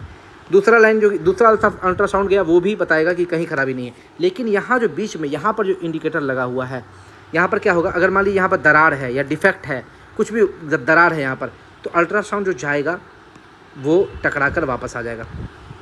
तो यहाँ पर इंडिकेटर जो है वो बोलेगा कि अभी तक कोई भी अल्ट्रासाउंड जो है वो डिटेक्ट नहीं हुआ है, यानी कि ये बता देगा कि ये जो इंडिकेटर है उसके सामने में कहीं ना कहीं दरार है, ठीक है। ये दरार का पता मेटल ब्लॉक में दरार या दोषयुक्त स्थान का पता लगाने के लिए भी आपको अल्ट्रासाउंड का यूज़ किया जाता है। आप समझिएगा इसमें कौन सा अल्ट्रासाउंड वेव छोड़ा जाता है, इसमें छोड़ा जाता है जिसका लेमडा कम हो, फ्रीक्वेंसी ज़्यादा हो, यानी कि लेमडा कम फ्रीक्वेंसी ज़्यादा, लेमडा कम हो फ्रीक्वेंसी ज़्यादा। क्यों? क्योंकि देखिए अगर लेमडा अधिक होगा तो लेमडा अधिक होने के कारण डिफ्रैक्शन होने की वजह से, लेमडा ज़्यादा अगर होगा ना तो हम लोग पढ़े थे स्कैटरिंग ज़्यादा होगा, लेमडा अधिक होगा तो डिफ्रैक्शन ज़्यादा होगा, और डिफ्रैक्शन होने की वजह से दरार जो है वो डिफेक्ट का पता नहीं लगा पाएगी। ठीक है, अगर मान लीजिए लेमडा ज़्यादा होता है तो यहाँ इसका कॉर्नर से क्या होगा, डिफ्रैक्शन होगा, डिफ्रैक्शन होगा और ये आगे से मुड़कर इधर चला जाएगा, ये आगे से मुड़कर इधर चला जाएगा और इंडिकेटर को बता देगा कि हाँ ये आ गया है। लेकिन अगर वो लेमडा अगर कम होगा, लेमडा अगर कम होगा तो ये क्या होगा, इससे टकराकर वापस लौट जाएगा। इसीलिए लेमडा हम लोग को कम चाहिए, तरंगदैर्घ्य कम चाहिए और आवृत्ति अधिक चाहिए। ये आपको याद रखिएगा कि जब भी मेटल ब्लॉक का हम लोग यूज करेंगे, मेटल ब्लॉक में दोष या दरार का पता करने के लिए यूज करेंगे, तो हम लोग को जो भी वेवलेंथ चाहिए वो वेवलेंथ हम लोग का कम होना चाहिए और फ्रीक्वेंसी ज़्यादा होना चाहिए। ये कंसेप्ट को आपको यूज़ करना है। आगे समझते हैं सोनार। सोनार का फुल फॉर्म क्या होता है, साउंड नेविगेशन एंड रेंजिंग। वही रडार का बात करें, रडार भी रेडियो डिटेक्शन एंड रेंजिंग। देखिए सोनार और रडार ये दोनों आपका किस सिद्धांत पर काम करता है, यहाँ लिख देते हैं। ये दोनों काम करता है लॉ ऑफ रिफ्लेक्शन के सिद्धांत पर, लॉ ऑफ रिफ्लेक्शन यानी कि परावर्तन के नियम के सिद्धांत पर काम करता है। आगे पढ़ेंगे, अभी नहीं पढ़े हैं। परावर्तन के सिद्धांत पर काम करता है। ठीक है, अगला देखते हैं, आगे देखते हैं। चूहों का जो भूल भुलैया खेल है वो भी अल्ट्रासाउंड पे भी, ये देखिए ये भी बड़ा इंपॉर्टेंट है, इसको समझिएगा। चूहों का भूल भुलैया खेल, इसको थोड़ा सा हम रंग देते हैं, सुंदर लगेगा देखने में। हाँ 9 नंबर था ना ये। हाँ देखिए चूहों का भूल भुलैया खेल, देखिए एक गोल गोल गोल गोल ऐसे करके एक जगह बनाता है ये लोग, ठीक है, और यहाँ रास्ता निकाल देता है और इसमें चूहा को कहीं से डाल देता है। यहाँ पर मान लीजिए चूहा डाल दिया, चूहा अपना बेचारा पगलाए हुए रहता है कि किधर से जाएंगे किधर से जाएंगे। तो ये लोग क्या करता है ना, जितना भी रास्ता है उस रास्ते में क्या करता है, अल्ट्रासाउंड दे देता है, अल्ट्रासाउंड। और अल्ट्रासाउंड का यूज़ करके चूहा को पता चलता है कि अच्छा इधर जाना है, इधर जाना है, इधर जाना है। वो अल्ट्रासाउंड का वेव का यूज करते हुए वो क्या करता है, इस भूल भुलैया से बाहर निकल जाता है। कुछ चूहे नहीं निकल पाते हैं, जो ट्रेंड नहीं हो पाते हैं। तो भूल भुलैया खेल के लिए क्या होता है, चूहा को ट्रेंड किया जाता है। ट्रेंड किया जाता है कि वो अल्ट्रासाउंड के वेव का यूज करते हुए वो उस भूल भुलैया से बाहर निकल जाए, और जो चूहा निकल जाएगा वो जीत जाएगा, जिसका चूहा नहीं निकल पाएगा वो हार जाएगा। आगे बात करें रडार का प्रयोग। रडार जो है इसका फुल फॉर्म बता ही दिए हैं, रेडियो डिटेक्शन एंड रेंजिंग। दूरस्थ वस्तुओं की पहचान करने के लिए और उनकी स्थिति का पता लगाने के लिए रडार का यूज़ किया जाता है। जैसे मान लीजिए ये भारत है और ये पाकिस्तान है, ये पाकिस्तान है, इंडिया है, ये पाकिस्तान है। पाकिस्तान जो भारत में कोई मिसाइल लॉन्च किया, तो जैसे ही भारत का एक रडार है, ये भारत अपना क्षेत्र में एक रडार रखा हुआ है, रडार यानी कि उसका एक रडार का एक क्षेत्र होता है। जैसे ही पाकिस्तान का मिसाइल इस क्षेत्र में आएगा, ये रडार क्षेत्र में कंटिन्यूसली हम लोग अल्ट्रासाउंड जो है भेजते रहते हैं, और जैसे ये मिसाइल से टकराएगा वापस आएगा तो हमारा जो सिस्टम है वो बता देगा कि मिसाइल किधर से आ रही है, कहाँ पर है, उसका स्थिति, लोकेशन, उसका स्पीड सब बता देगा, और इंडिया क्या करेगा, उस मिसाइल को हवा में ही उड़ा देगा। अगर ये रडार सिस्टम नहीं होता तो भारत जो है बहुत सारे मिसाइलों को पकड़ पाने में सक्षम नहीं हो पाता। अब देखिए रडार का यूज़ क्या मिसाइल का ही यूज़ करने के लिए होता नहीं, वायुयान की स्थिति पता करने के लिए भी यूज होता है, जिसको ATC यूज करते हैं, एयर ट्रैफिक कंट्रोलर। जैसे अभी हाल फिलहाल में आप सुने थे प्लेन क्रैश हुआ था अहमदाबाद में एयर इंडिया का, तो वो जो प्लेन क्रैश हुआ था उसमें ATC का जो है सिग्नल लॉस्ट हो चुका था। ATC जो सिग्नल नहीं दे पा रहा था बार बार कि कहाँ प्लेन को किधर ले जाना नहीं ले जाना, वो पायलट के साथ उसका कॉन्टैक्ट जो है वो हट गया था। तो ATC जो है वो उसका काम यही है, जैसे रेलवे में स्टेशन मास्टर का काम होता है ट्रेन को रूट बताना, ट्रेन किस पटरी पर लेना है, किधर से जाना है, वो स्टेशन मास्टर का काम होता है। उसी प्रकार एरोप्लेन में जो रूट बताना होता है वो ATC काम करता है कि आपको इधर से आना है, मौसम कैसा रहेगा, क्या रहेगा, नहीं रहेगा, ठीक है, वो सारा काम ATC का होता है, एयर ट्रैफिक कंट्रोलर। और रडार जो है वो एयर ट्रैफिक कंट्रोलर जो पूरी तरह से रडार सिस्टम पे काम करता है। जैसे वायुयान की स्थिति भी रडार के द्वारा पता चलेगी, अंतरिक्ष यान की स्थिति भी रडार द्वारा पता चलेगी, मोटर वाहन, निर्देशित मिसाइल का बात करें तो वो भी, या मौसम संरचनाएँ भी आपको रडार से पता चल जाएगी। भूकंप के बारे में थोड़ा सा देख लेते हैं। भूकंप की जो तीव्रता है, भूकंप में जो वेव होता है वो सिस्मिक वेव होता है, सिस्मिक वेव। भूकंप की जो तीव्रता होती है उसे रिक्टर पैमाने पर मापा जाता है, यानी कि रिक्टर स्केल में मापा जाता है। लेकिन भूकंप में जो वेव होता है वो सिस्मिक वेव होता है, मापा किस में जाता है, रिक्टर पैमाना पे, रिक्टर पैमाना। और इसे मापने वाला यंत्र क्या कहलाता है, सिस्मोग्राफ या सिस्मोग्राफ कहलाता है। पृथ्वी की बाह्य परत में अचानक हुए हलचल से जो ऊर्जा उत्पन्न होती है उसके कारण भूकंप आता है। या मान लीजिए ज़मीन के अंदर कुछ दो प्लेट टकराता है, उससे भी भूकंप आ सकती है।